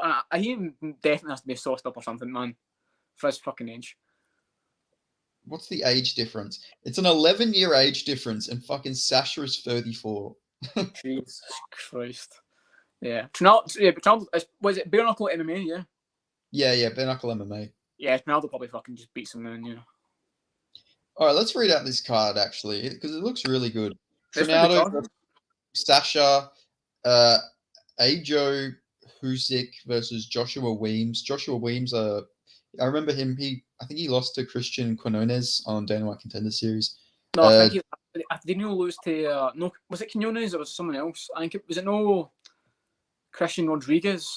Oh, Rodriguez, yeah. Oh, he lost to Fernie Garcia on Contender Series as well. Yeah, it was the guy with the fucking blue fucking braids. Yeah.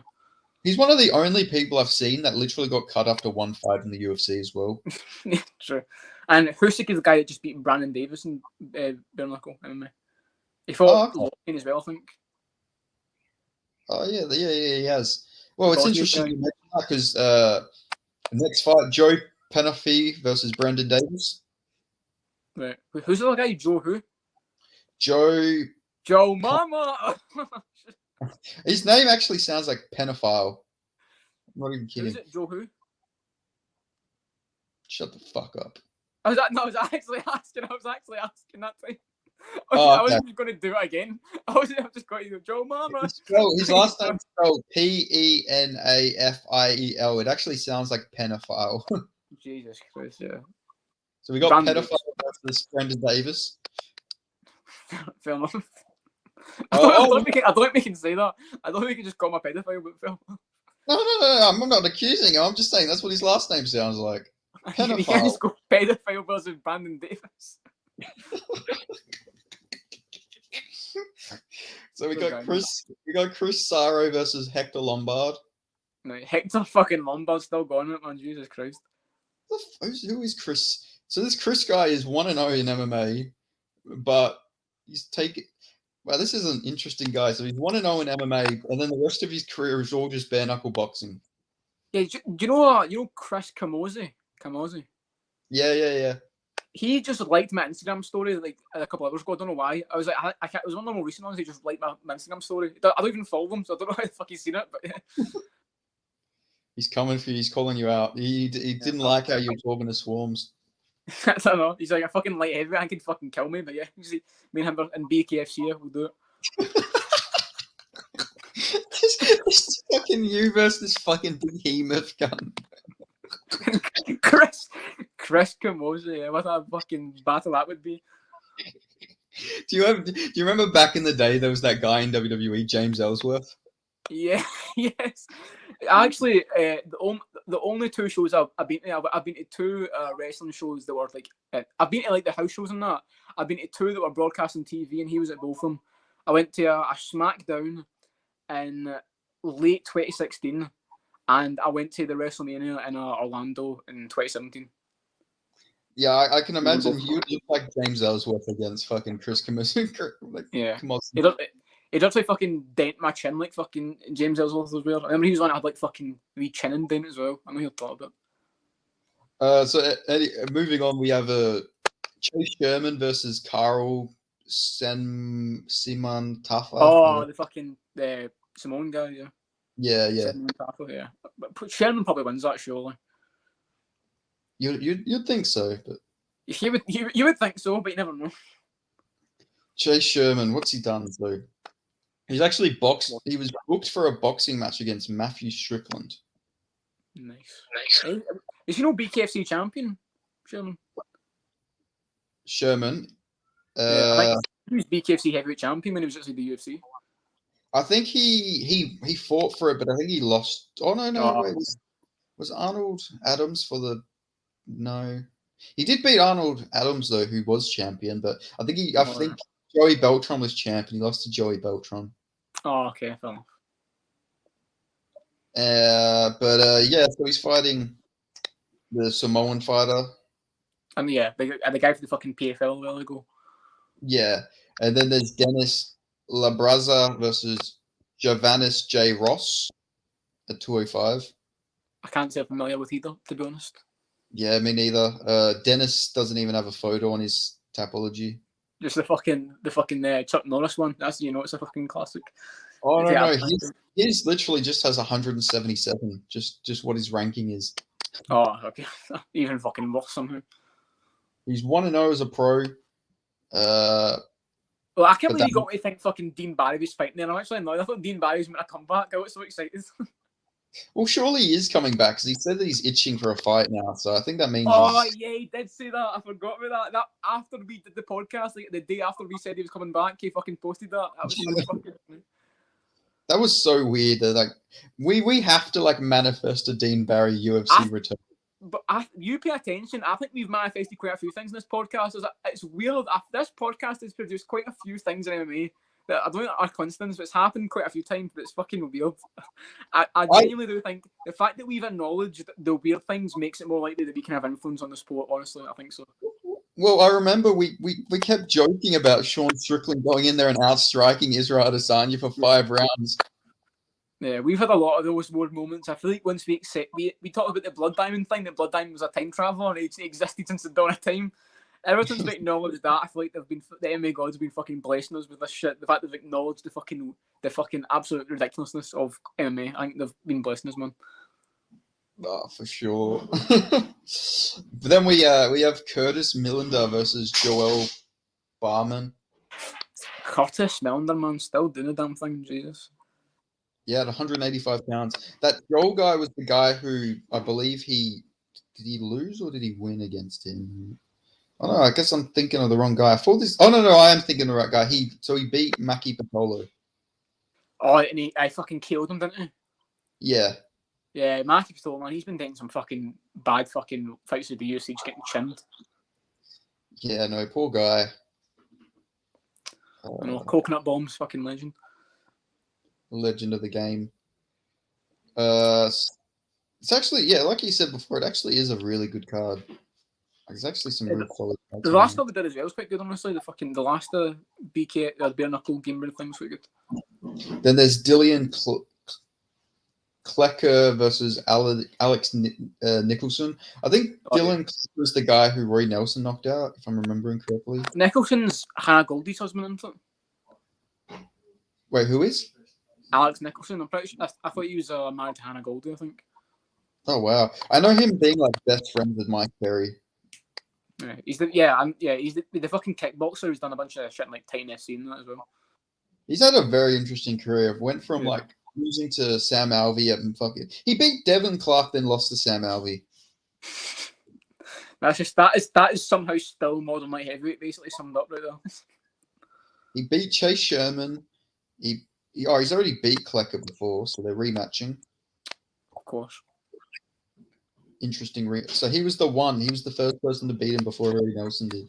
Very interesting fight to run back. And then we have Randy Costa versus Jason Knight, obviously. Pretty good scrap. And then, Alan Belcher versus Roy Nelson. That's a tough one, man.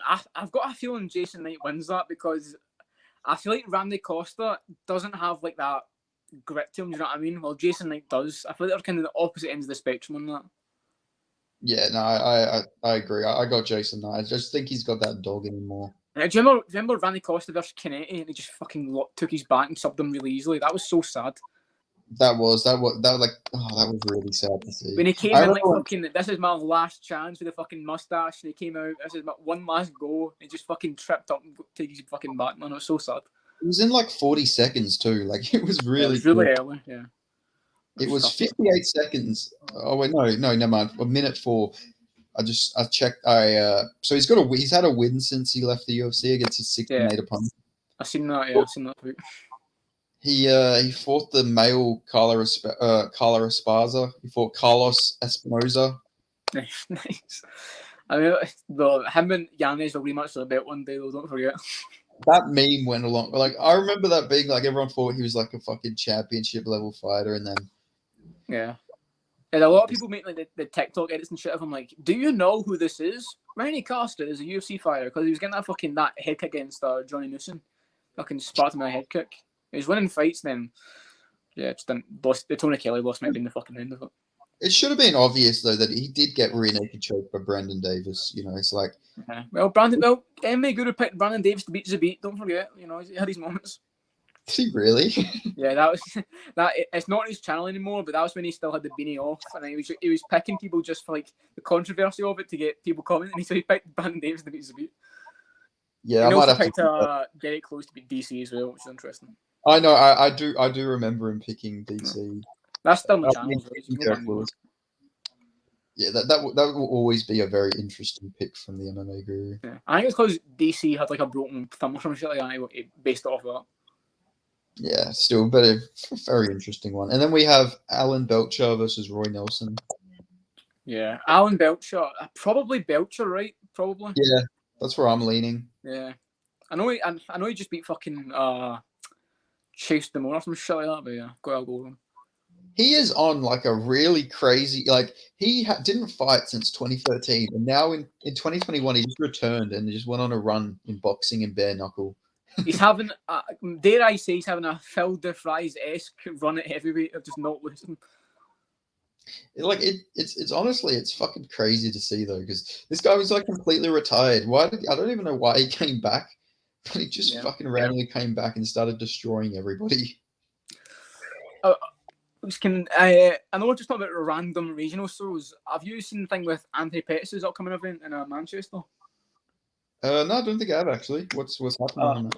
So he's having another Anthony Pettis FC card. It was meant to have Liam McCracken, the guy that got hit by a bus, the prospect. Yeah. I heard about that. He was meant in that card. It's got a couple of good guys in the card. It's got a couple of undefeated UK guys. And it's in the same building where I went to the Cage Warriors show, the fucking BC Arena in Manchester.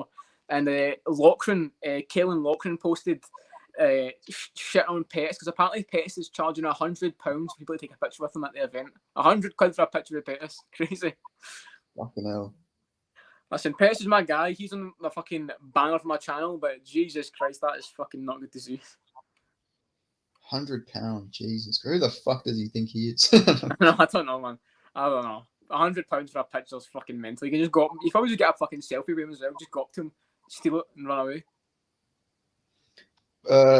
So is there any good prospects on that card or anything though? I think Lewis Lee Scott's on it. I think he's like 6-0. There's a couple. You go on. There's a couple guys I'd recognise for their names. But yeah, there's a couple decent guys who fought in like the Cage Warriors Academy shows and shit at amateur. I feel like if I ask you a fighter, let me know if you know them. So Callum Connor is the main event. You know him? Nah, I don't think so. No, I genuinely don't think so. No, Callum Connor doesn't ring a bell. He's 2-0. He lost on the amateur scene to Charlie Lynch Spence. Yeah. Okay, so you don't know him. That's interesting. No, yeah, I don't know. Be honest. Well, I doubt you'll know his opponent. He's some Angolan guy, so I don't think you'll know Jose McQuinchy. Angolan, no, I can't say I do know. Do you know Daniel Misson? Yes, I think he was on Full Contact Contender. I'm not thinking another guy, but there's a similar name that sounds like. Nickname is Mini Hulk. His nickname is what? His nickname is Mini Hulk. Mini Hulk. Yeah, he's been either on FCC or like one of the other golden ticket shunts, like one of the other UK regionals. I've heard his name at least. He lost to a guy called Karu Singh Sahuto in his last fight. Yes, yeah. Oh my god.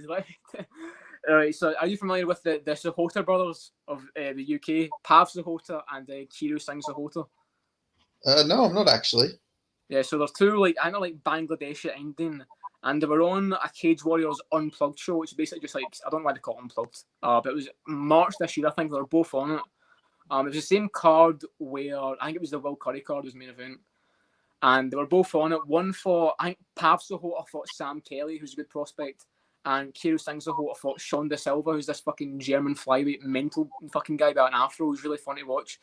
And the Cage Warriors Unlocked thing, it's like, you know, the UFC embedded. It's basically just like that for Cage Warriors. But they both were they're both doing a little promo we're going to show the world who the Sahota brothers are, and they both got absolutely destroyed. Pav Sahota got knocked out, and I think the quickest Cage Warriors finish of all time, 6 seconds, something like that. And then Kiru Singh Sahota got finished late in the fight after getting battered for the entire fight. It was such a bad look for them. They both got absolutely battered. Wait, yeah, let me find him. So I think Pav Sahota, fought Sam Kelly and got knocked out really quickly, like one of the fastest ever. And Kiru Singh Sahota got finished late by Sean De Silva. Oh, yep. So I found it. So he lost. Oh, he's on a 2-fight losing streak. That's very sad, actually. Yeah, it's tough.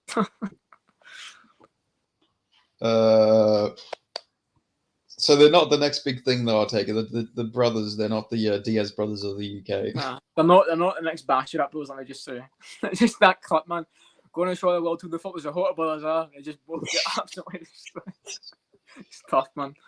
It's tough. Oh, poor guys, man. No, none against them. No, it's just fucking funny. Hey, he came back. He came back. He beat the GOAT Daniel Misson. So who knows? Wait, let me have a look at that guy. You said that was crazy. Sean. His name is so long. Sean Marcos Claudina da Silva. Yeah. And this guy's a crazy guy. He's from a gym called Plant Eater. Yeah, he was meant to fight Lorna Kavanagh, which has got to be a fucking banger, but I think he got injured, so. No, that's a shame. We need to just sit down and talk about the British MMA scene. You need to fucking explain this shit to me. There's some crazy characters in there. But yeah, did you say you want to wrap it up? Yeah, I've got a fucking phone on charge, so you can wrap up if you want, but yeah, I've got time. Oh, okay. I thought you were just saying, yeah, we can go a bit longer if you want to. No, yeah, I'm good. I've got the fucking phone on charge. That's typically the end of the podcast. Like, people think I'm rushing off it, man. If the phone's got to die, it's got to die. I can't. Sometimes it just happens. So wait, let me go back onto that Showtime Pettis card, the Manchester Fight Night. Yeah. So, do you know Eon Sheridan? No, I think there's a fucking, is it Levi Steedman, and she's got a negative record, but she's still getting promoted to like the next big thing for some reason. Is she on that card? Something of Levi Steedman. Yep, she's in the main event. Yeah, she's got a fucking negative record, but they're still promoting her like the fucking British Ronda Rousey for some reason. Yeah, Jesus Christ. Both of her wins are against fighters with no wins. Doesn't surprise me, to be honest with you. Her opponent is 0-2 as well, by the way. Yeah. Who's she fighting? Indy Breyer. He looks like a much older woman from what I'm seeing on her profile on Tapology. Do you remember that fight I told you about on Cage Warriors that's happening soon? The fucking 43-year-old woman. There's like that one happening. Fucking Jenny Line versus Abaso. Fucking banger. Fucking yeah. So I will say something I've noticed with a lot of the British MMA cards. There seems to be a lot of weird mismatches sometimes. Yeah, especially if you go outside Cage Warriors, there's a lot of them. It happens more at pro than at amateur. I feel like amateurs are a lot more competitive for some reason. It happens quite a lot with the guys that are just if you just come pro and you've got a good amateur career, you always get a fucking an easy match. It seems like in the UK. You're just gonna build that amateur scene. Yeah. So Sean Clancy Jr.'s debuting on the Dublin card. He's a fucking great Scottish prospect. Making his pro debut. Yeah, no, he's his pro debut. He's had one pro fight and he's having another fight. I think he's 1-0 as a pro, maybe 2-0. Yeah, he's a fucking really good prospect. He's got a really amateur career. What weight class? Welterweight, I think. He trains at a higher level, so that's like Paul Craig, Danny Henry, Stevie Ray, Mark Ewan. That's that gym. Is he a grappler or? As a striker, I'm pretty sure. And he's got a younger brother as well who's coming up in amateurs. He's a Muay Thai guy. Yeah, Sean Clancy Jr. He's fighting Milton Cabral. Sean Clancy Jr. Let's have a look. I think he's a welterweight, I'm pretty sure. 2-0. Oh, 2-0, yeah, sure. So it says he's middleweight, but he's fighting at welterweight in Cage Warriors. Yeah, that makes sense. His only loss on the amateur scene is to Rowan Crocker. Bro, Rowan Crocker is he's a fucking monster, and no one talks about him. He's like fucking 16-3 or some shit like that. He's been look at his record as an amateur. He beats every good guy he fights. He's fucking ridiculous. Rowan Crocker, Welsh guy. Yeah, his only losses, 2 of them were in the IMF AF World Championships, and obviously they're like you're fighting like every couple of days. So yeah, I'm after some fucking quality guys though. But yeah, Rowan Crocker, he's for fucking Shore's gym, Shore MMA. But yeah, he's a fucking great fucking fighter. No one ever talks about him. So he fought July. Any idea when he's going to turn pro? Nah, not really. I'm assuming he'll probably join Cage War as well, but yeah, we'll see what he does. Fucking great amateur career though. We're looking forward to that. Holy shit, he's a light heavyweight. I didn't expect that. I was looking at it and then I just realized, yeah, he's a light heavyweight. His profile picture is quite unassuming. It's like he looks like a wee fat guy basically. But yeah. He looks like a skinny little kid on the profile on Tapology, like. Yeah, he is young. I think he's early 20s. Yeah, but it does say 6'1". It says his last weigh-in was 169 pounds, but I feel like that was probably like his first like fucking fight. Yeah, it was. They haven't registered his weigh-in since 2018. So. Jesus. Yeah, Tapologies they get up to date now, yeah. But so Sean Clancy Jr. Yeah, so he only lost to Croco, and then he's beat a lot of pretty good guys. So. Yeah. How old is he? I think he's really early. I think he's probably like 22, 23, I think. Probably something like that. I love going for my new favorite thing to do on Tapology is just to go through people's gyms and just look at who they're training with. Yeah. Luke the Apocalypse Shanks. Yeah, Luke Shanks, notorious fighter in UK MMA. He's the guy that almost beat Hadley with one punch. And then got dominated for the entire fight. And then he was down 4 rounds. He went for a flying knee in the 5th round, got fucking taken down straight away. Oh my God. He's a DJ now, actually. Luke Shanks, he's a DJ basically. He doesn't even fight anymore, really. He's no fought since fucking like he fought Lockton, lost, and he's no fought since that. Oh, that's a damn shame. Yeah. He needs to make his comeback. Yeah, he walks out with a fucking gas mask as well. Why do all the fun prospects always fucking lose? All the ones with personality. I mean, yeah, he's basically, he's tried, I don't think he purposely, but he's basically like a fucking, he's English, but he trains in Scotland. He's tried to be like Sean O'Malley a little bit because he would braid his hair green and shit and had a big fucking chest tattoo with the wings and shit. He tried to be a bit like O'Malley. But I don't think on purpose, but it just happened to be like that. So, what guy from higher level martial arts, Youssef Whiteclaw, is fighting a guy called Islam Amish. I'm not even kidding. He's fighting a guy called Islam Amish.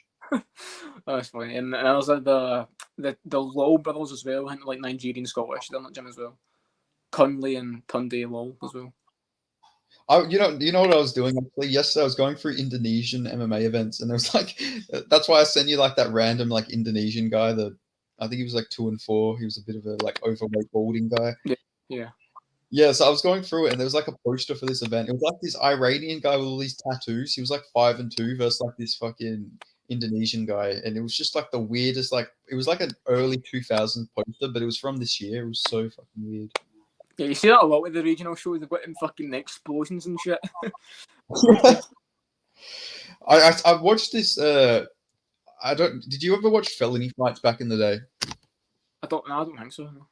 So Felony Fights was like this street fighting thing where it'd be like they would have clickbait titles like neo-Nazi versus black man. It'd be like I'm not talking about, yeah.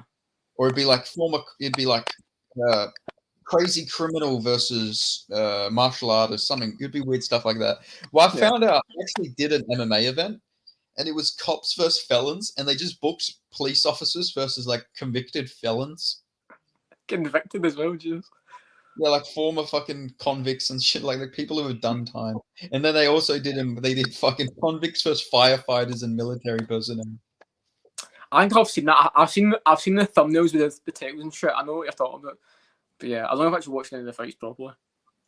Yeah, I went and found the event. It was from like 2010, and one of the guys, he actually fought Lorenz Larkin, not on the card, but like before this, and then he lost to a police officer that was 2-6 in MMA.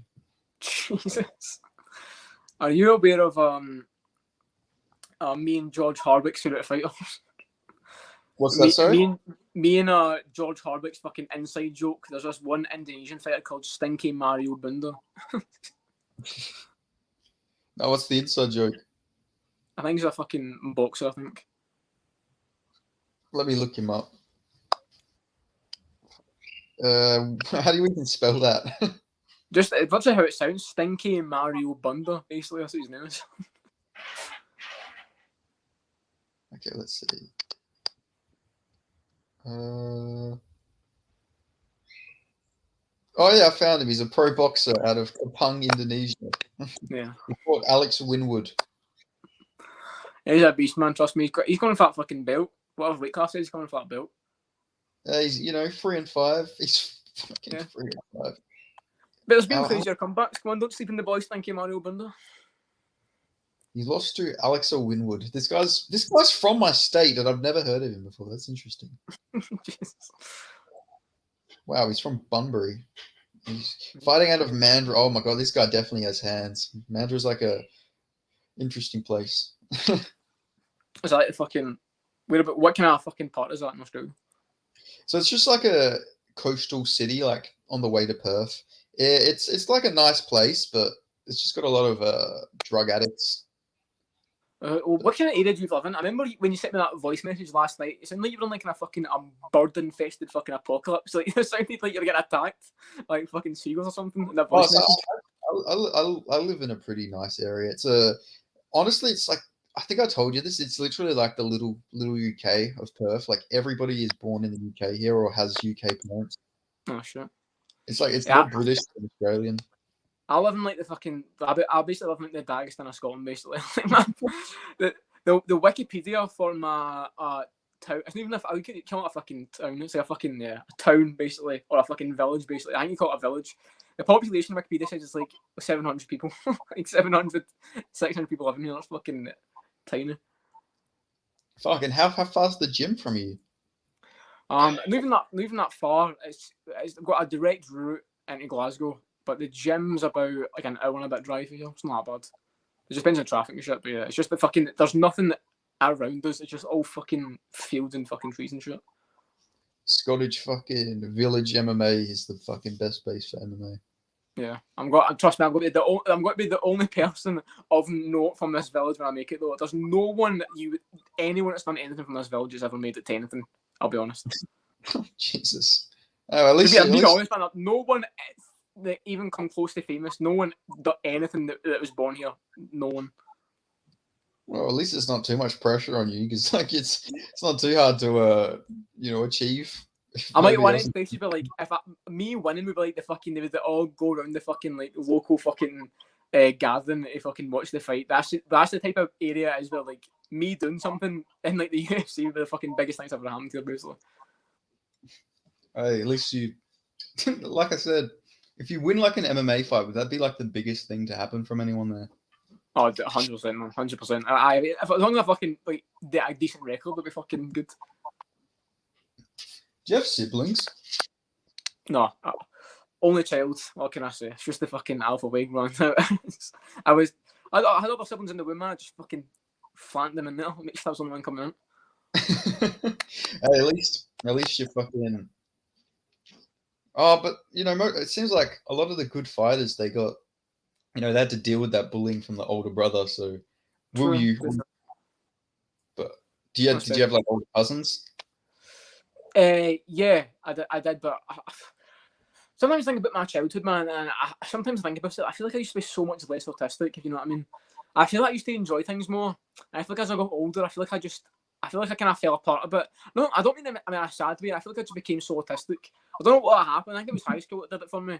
And something happened where my brain just went, "This isn't right." I feel like I started to realise shit more and more. I became self-aware, if you know what I mean. And I feel like shit just went downhill from there until the point I was like, I'm going to get punched in the fucking head for a living. That's what I want to do. Become an MMA fighter. I'll be honest. See, if I didn't start watching MMA, I think I would have killed myself. I know that's such a sad thing to say, but honestly, I don't know what I'd be doing. Man, if I didn't start watching MMA in 2020, I think I'd have just fucking done something mad. I don't know what the fuck would have happened, but yeah, I'd have been good. Yeah, no, I feel that, especially in 2020, in lockdown, not being able to do fucking anything. That's tough, man. I think I just went to a fucking field somewhere and just fucking stayed there all night and fucking close to death, to be honest. Fucking hell, good thing that you didn't do that. Fuck knows, man. That could have been something fucking bad. I don't know. God knows. I'm not saying I would have like went to shoot a school or something. I would have done that. It would have been just me. I would have taken myself, did something, but something mad would have happened. Trust me. We've got we've got a Scottish Sean Strickland on our hands. Yeah, I don't know. I don't think I think about killing people, but it's just like I don't know. I feel like if push came to shove, I'd be willing to kill a person like for like a reason. But my wife was always. I don't know how much I get. Actually, I don't know. I realised that was what they say something mad. I don't know what I even say, but yeah, just interesting. Fucking hell. God knows, man. This is what happens when I go this podcast. I was about to fucking admit to a fucking crime there almost. Yeah, I know. This is gonna be they're gonna use this in a fucking news article or something in a couple years' time. No, I'm joking. Nah, yeah, because this was the beginning. The signs they should have seen coming a long time ago. Nah. It's like how people keep talking about how like all the stuff Sean Strickland's saying in interviews is going to be used in like a few years' time when an attack happens. Yeah, but I could see that. Yeah. I was gonna say we didn't even talk about Arnold Allen versus fucking Mosfar. Oh yeah, sure. Yeah, because that was like someone reported and someone said it wasn't true, but then Big Marcel reported it, so that's fucking catch with the bag for that one. I don't even fucking know who I got for that. I think I'm going to go with Arnold Allen. I might go with Triple A, man. I might go with Triple A. Yeah, I think I'm gonna go with him as well. I don't think that's my British bias on because I fucking picked me to lose to Holloway, so yeah. I think I might go with Arnold Allen, honestly. Yeah, Sorry, what were you gonna say? I was just going to say, like, I think it was they initially reported that it was going to be like a fight night main event or something, but it's on the Toronto pay-per-view, I think. Yeah, what's Arnold Allen's takedown defense like? I don't think it's bad from what I remember. Nah, I kind of no one's ever like controlled him or anything. There was that one fight against Mads Burnell where he got taken in a bit, but ended up subbing him. I think that was like 2018, so that was a while ago. But yeah, like Sadiq Yusuf tried to take him in a little bit, and Yusuf's got an okay wrestling background, so but he didn't get taken down. I don't think. Yeah, I think I'm gonna go with Arnold Allen. I think he's gonna KO Mosfire as well. I think he'll actually get him out of there. I don't know, man. Maybe because I don't know. Mosa, the Ige performance was quite decent, but other than that, the low-paced fight short notice almost lost. It was almost got finished near the end of the fight against Dawodu. Almost got finished by Grundy. It's just I don't know. Yeah, no, that's what I'm saying. That's what I'm saying. I think Arnold Allen's going to get him out of there. I could see it. I don't know if he'll knock him out, but it'll be a 3-rounder probably. I don't think it'll be a 5-round feature fight or anything. But yeah.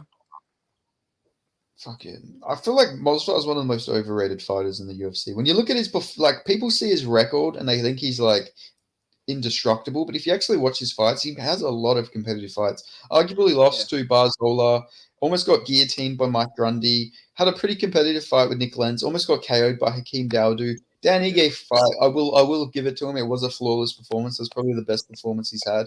But then Diego Lopez like almost lost that as well. Do you want to finish the Arnold Allen thing, or can I go into something quickly just what you say? Yeah, go ahead. When we're talking, you just said Diego Lopez, and mine went to Alexa Grasso. Yeah, Alexa Grasso's picture on her Instagram of her getting her hand surgery and she got her fucking toes out. Man, she knows what she's doing, man. Every time there's a compilation on YouTube of Alexa Grasso showing her feet, basically. She knows what she's doing, man. Ever since that guy kept asking her for feet pics on Instagram Live and she did it, yeah, she's just always had her feet in photos. If you go back to her old photos, she never had her feet in them. I mean, you know, see if I was Robin's MMA fighter, I'd probably do the same thing, man. It's fair enough, man. It's free interact, bro. If I was Robin's MMA fighter, OnlyFans feet pics, honestly. I think that's the fucking route, because there's a fucking market for it. And you know what? You got to do what you got to do. I respect it. Yeah, you can't hate on the grind. She has all of Mexico behind her, and she has all the Sims behind her too. So yeah, true. Good market to have. Now I'll tell you about a dream I had about making my first championship fight. Nah, let me hear it. So roughly what I'm about to say is what it was like. I can't remember the full details of it. It was a while ago. It was about a year ago. But my idea for my championship fight, so not the defense, winning the belt, was to go to Mexico City and fight Moreno for the belt, beat him, and then call out Alessio Grasso for a shag after the fight. I got in the mic. I was like, listen, I'm going to go and fucking storm the streets of Tijuana. And the ladies want it, and they're like, yeah! The crowd went mental, like, as if they would cheer that. Like, I was like, any of the ladies in Mexico want it? Alessio Grasso. You pull a Derek Lewis, you go on the mic, you say, where's Alexa Grasso's fine ass out? Basically, and I remember I kept saying over and over again, just like, listen, I love the Latinos, I love the Latina ladies, I love the Mexican people, especially women. Come on, and he's wanted it. To be fair, I've had a. This isn't even a dream. This has just been like something I've thought about when I was fucking daydreaming. Like sometimes I'll walk and I'll be playing like music and I'll be picturing I'm going out there to go fucking fight. And I'd like this dream where I'm fighting in Brazil and I just knock some like Brazilian guy out in 6 seconds and I go on the mic and I'm like, oh fuck, what do I say? I'm like, no, you seen that? I finished quick in the cage, but in other things, I take my time. If any beautiful Brazilian Latina women want to come to my hotel room, I'm at the fucking Parramatta Hotel, some random hotel, and I say that, and then yeah, it's so bad. I had a dream I was getting bullied at Extreme Couture once. What by who? By Sean Strickland and Chris Gaddis? No, it was James Vick, I think, because I commented on his Instagram that he was hunting. This was real life what happened, and it cried over in a dream. I commented on his Instagram, he was hunting a deer, and I said, I hope the deer didn't shin you, and he blocked me. And I had a dream that he confronted me, screamed to Tony, fucking started beating up against the cage. He's challenged me for a spar. He's just started battling me. I hope it didn't chin you. I know.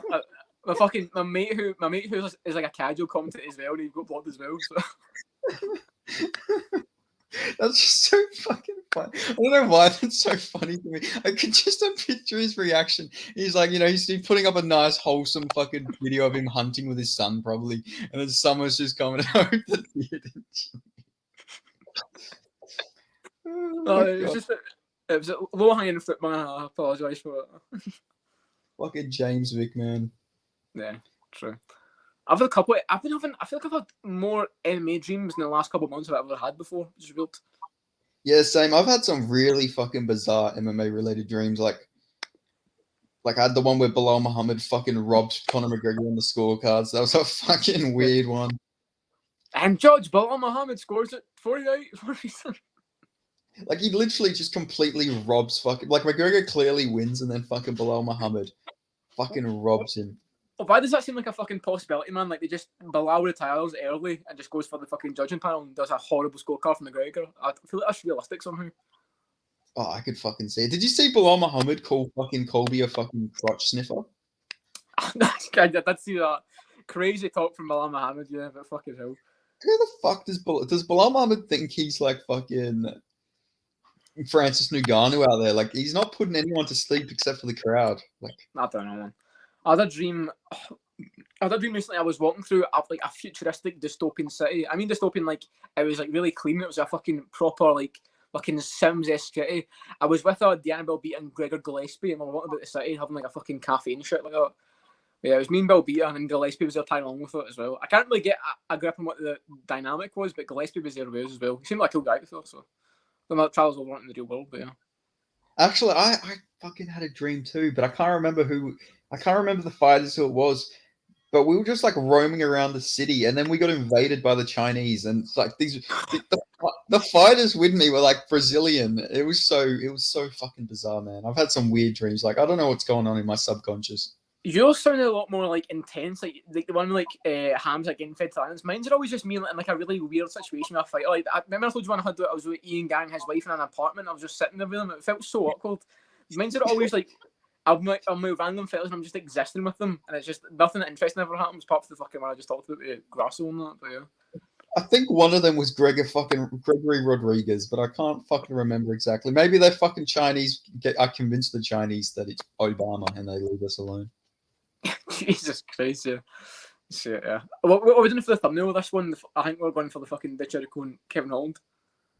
Yeah, they're just like debating, like fucking. I'm sure you can find like a Obama versus like either John McCain or him versus Mitt Romney debate photo, probably. But can I ask how weird this is? Typically, when we do this podcast, I'm like, I finish it, I make the thumbnail, and I go for a fucking shower quickly. It's literally fucking 1:30 a.m. here now. It's so fucking weird. Yeah, no, the whole dynamic is so different. Fucking, what time do you normally go to sleep? Typically, like if it's like a fight night, I'll be late. But normally, I always think, I'll go to bed at like 1, and it's typically like fucking, it's like 4:45 typically. And I get, and I'm like, that's good, man. I went early and I realised I fucking wake up so late. It fucking pisses me off, man. I'll try to get sleep earlier, man. It's fucking annoying. Yeah, no, I feel that for sure. I like when you said you used to go up at like 5 a.m. and do like fucking walks in the morning, man. That's fucking based. I wish I could do that. Go before anyone else is up and just walk about, man. It was the fucking greatest feeling. I need to get like fully back into it. Like I was literally at some points I was getting up at like 4:30 sometimes. Literally. Yeah, carry on. I was going to say something. Yeah, I was gonna say like literally just pitch black, fucking just walking around, fucking walking through the fucking parks and ovals. There's like a little like foresty area near my house, like with the lakes and everything. So I'll go walk around there. I'll literally walk hours as well, like 2 hours, 3 hours sometimes. I'd like to get up at like when it's just starting to get light and there's like an area I can go to. It's just like all a trail like through a fucking field, basically up to a field. I'd love to just go through that when it's like getting like early in the morning. But I don't know, man. I'll have to get to the schedule soon enough and just sort it out. Yeah, no, it's definitely worth doing. Like the happiest I've ever been in my life is when I was fucking just walking every fucking day like that. I don't know, it's something fucking just. Such something, I don't know, it makes you feel at peace doing it. I don't know why, but it does. I know what you mean. Sometimes I go for like walks my dog and that. It's no like that early, but I just like got a bit, man. Just fucking nice, the countryside. Yeah. Also, Nah, my dog's like morbidly obese, basically, so it's just good to get her on a walk sometimes. So. you got to fucking. Oh, fuck, what was it? You got a Chandler Cole dog. I wouldn't say morbidly. I don't want people to think I'm like fucking abusing it. It's not morbidly obese, but she's just kind of fat, kind of chunky. If you know what she looks like, if anyone knows what she looks like, she's kind of just like kind of spherical, basically. Nah, she's like fucking dangerously unhealthy for anyone who's thinking I'm fucking abusing her. I'm gonna do that. Yeah, no, I get you. How old's your dog? She is I think she would have turned 6 this year. I think. Oh yeah. How old's that a doggy is? Fuck knows, mate. Absolutely no idea. I think she's 6. It would be. I think. Oh yeah. I don't know how old a dog is. I have no idea. Yeah, I've never owned a dog, so I wouldn't even know. Hey. I'll send you a picture though. And you can get an idea of the fucking shape they're dealing with. Well, probably the Morocco. She's probably up to fucking bed now, honestly, probably. Yeah, nah, easy as fucking. I was gonna say something. Oh, I was talking about Chandler Cole. I can't get over that fucking hype thing they did for Chandler Cole. It's the fucking blam and it fucking cuts them fucking shadow boxing, man. So good. Did I mention someone commented on my Jose Medina comment? It was like, "Can you fight?" Yeah. Yes. Yes. Fucking shoot him up real quick. It's like fucking. I'm not here saying that I'm a UFC fighter or anything, but like Jose Medina, man, like he's gonna get hurt in the UFC if he doesn't like make some changes. I noticed the age-old one, but my argument when everyone says, "Are you a fighter? Do you get in the cage?" I always go for the classic, can I not go to a restaurant and criticise the food if it's shit because I'm not a cook? That's what I always go for, the classic. Yeah, no, literally, fucking. It's fucking bizarre. Like, you can critique fucking anything. Like, you don't have to go and participate in that shit, you know? Some fighters deserve criticism. Yeah, exactly. Think about it. How often do you see like MMA fighters on Twitter? But you know, in like American football shit starts in NFL season, how often do you see fighters talking shit about the NFL players and that about how bad their performances were? Every fucking time it happens. I always like get it's a my time. sport. Like I had somebody comment on one of my videos and they said I can't say anything bad about fighters because I don't fight. It's like, yeah, fucking how does that make any fucking sense? That's like saying you can't talk shit about murderers because they kill people and they might kill you. Like that's the same fucking logic these people are using. It's like, well, it happens with anything. You can people always shitting politicians. Are you a politician? No, so you can't criticize them. But that's not the fucking point. You can criticize anything without having to fucking be an expert in the field or participate in it. yeah, it's like, yeah, I don't know. It fucking annoys me, man. Like, I feel like it should all be fair play because it's a sport. At the end of the day, you're allowed to critique people for performances and stuff like that. Yeah. It's obviously there's different ways you can do it. It's like better to like they give like constructive criticism and say like, especially if it's like a fighter who's like at the top level, who have like you can say like the Arnold Allen thing in Holloway, you can give constructive criticism to that. But, like sometimes you'll just like people telling fighters to just kill themselves and that because they lost money on them. It's like just calm down, man. Yeah, exactly. Like I feel like if you're obviously you're not going like fucking crazy and saying like. Never once in my videos have I ever said I would beat the shit out of any of these fighters, you know? I'm not saying that. Like, I try and put myself in the fighter's shoes. Like, the thing that annoyed me with Jose Medina, he had a gassed out fighter in front of him, and instead of going in and going for the kill, he kept pointing and laughing and, like, mocking the guy, but he wasn't doing anything. Yeah, I don't know. But yeah, now he's got the fucking Bolivian fucking fans confident, man. But like, listen, we ain't doing nothing but support Jose Daniel Medina on this podcast. Yeah, I actually like the guy. That's why I don't want him to. That's why I don't want him to go and get butchered in the UFC. But he will be a middleweight, so he'll probably get to the title knowing how middleweight is. I can see it. Yeah. Guess who popped up on my Twitter? The fan. He put up a Brazil Misfits card. This is his card. Anderson Silva versus Salt Puppy. Whindersson versus Reggie. Jose Aldo versus Dean the Great. Fuck off. Jose Aldo versus Dean the Great. Gabe Silva versus Raksu. OJ Rose versus Blueface. Belfort versus Rahman Jr., which I'm pretty sure that was booked before. Yeah, Julie Poker versus I don't even know who the fuck that is. Overflow versus Myth. There's a couple of. I like. Was it Ashley Ratsu versus Wonderson or something? That was quite decent. Yeah. Raxu versus Silver makes sense, but Ratsu versus Gabe Silver. Yeah, that's decent. Yeah. But some of them are a bit fucking. Anderson Silva versus Salt Poppy. Salt Pappy literally couldn't beat fucking Anthony Taylor. Like he's not that good. He reminds me. He fights like Kelvin Gastelum. Yeah, a little bit. Yeah, he's fighting a Slim now. He's fighting Slim in the Misfits card, the Prime card. I think he'll beat Slim. Yeah, Slim. I don't know. I know Slim's not lost yet, but he just seems so chinny just looking at him. Yeah, it's fucking weird. Like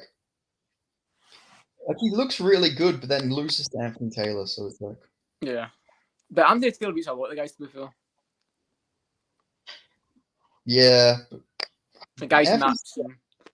Anthony Taylor is on. He is the luckiest, fucking most opportunist I've ever seen. Like he's so lucky. He's got all these opportunities. He's only in the influencer scene because he got fed to fucking Tommy Fury on a Jake Paul, Tyron Woodley undercard.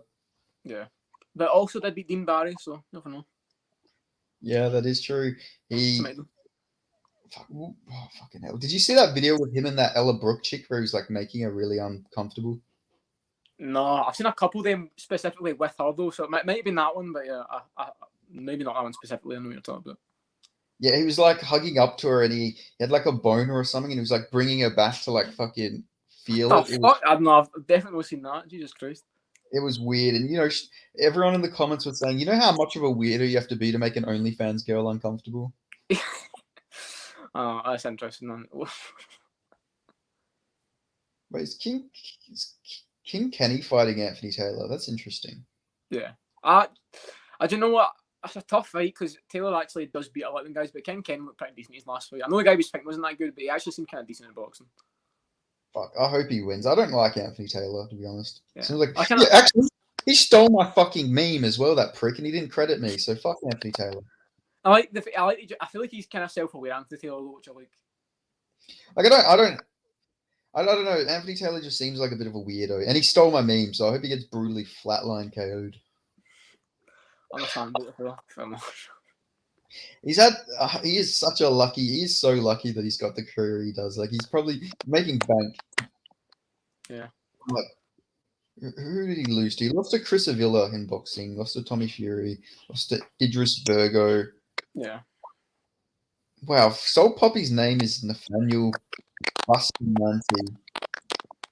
They used to have Soul Pappy as a different name though on Tapology. Pardon? I swear they used to have Soul Pappy as a different name, I think, on Tapology. Oh yeah, so he's apparently, what the fuck? So they have him as Nathaniel Bustamante, but then they said that they have that his given name is Buster Breezy. Yeah, that's what Buster Breezy. That's what I remember. Yeah. So apparently Nathaniel Bustamante is not his real name, and Buster Breezy is his real name. Interesting. Yeah. Who is it? One is it Dean the Great? Is his name not like fucking Nuruddin Shabazz or some shit like that? Yeah, I think it is. Wait, let me see. Where is he?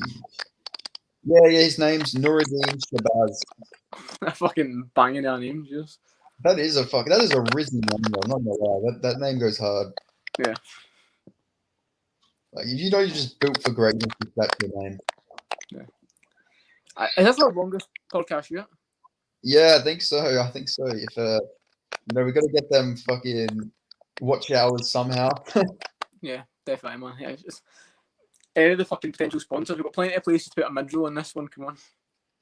Yeah, come on, guys. Just sponsor us already. We're willing to sell out. Anything fucking Blue Chew. I'll tell you anything. Is there anything else you want to mention before we go? No, I think we pretty much covered absolutely everything in MMA, to be fair, and everything and beyond. So yeah. Yeah, all right. I guess we'll end up there. Yeah, this video is going to take a very long time to upload, I imagine. If you made it this far in the video, make sure to like, comment, subscribe. Check out the other MMA Commonwealth Connection episodes if you haven't already. I've got a whole playlist for it. And we will see you in the next podcast episode. Hopefully it won't be too long. Probably not. I'll do a recap for the youth scout weekend. Yeah, easy. Well, until next time, we'll see you next time.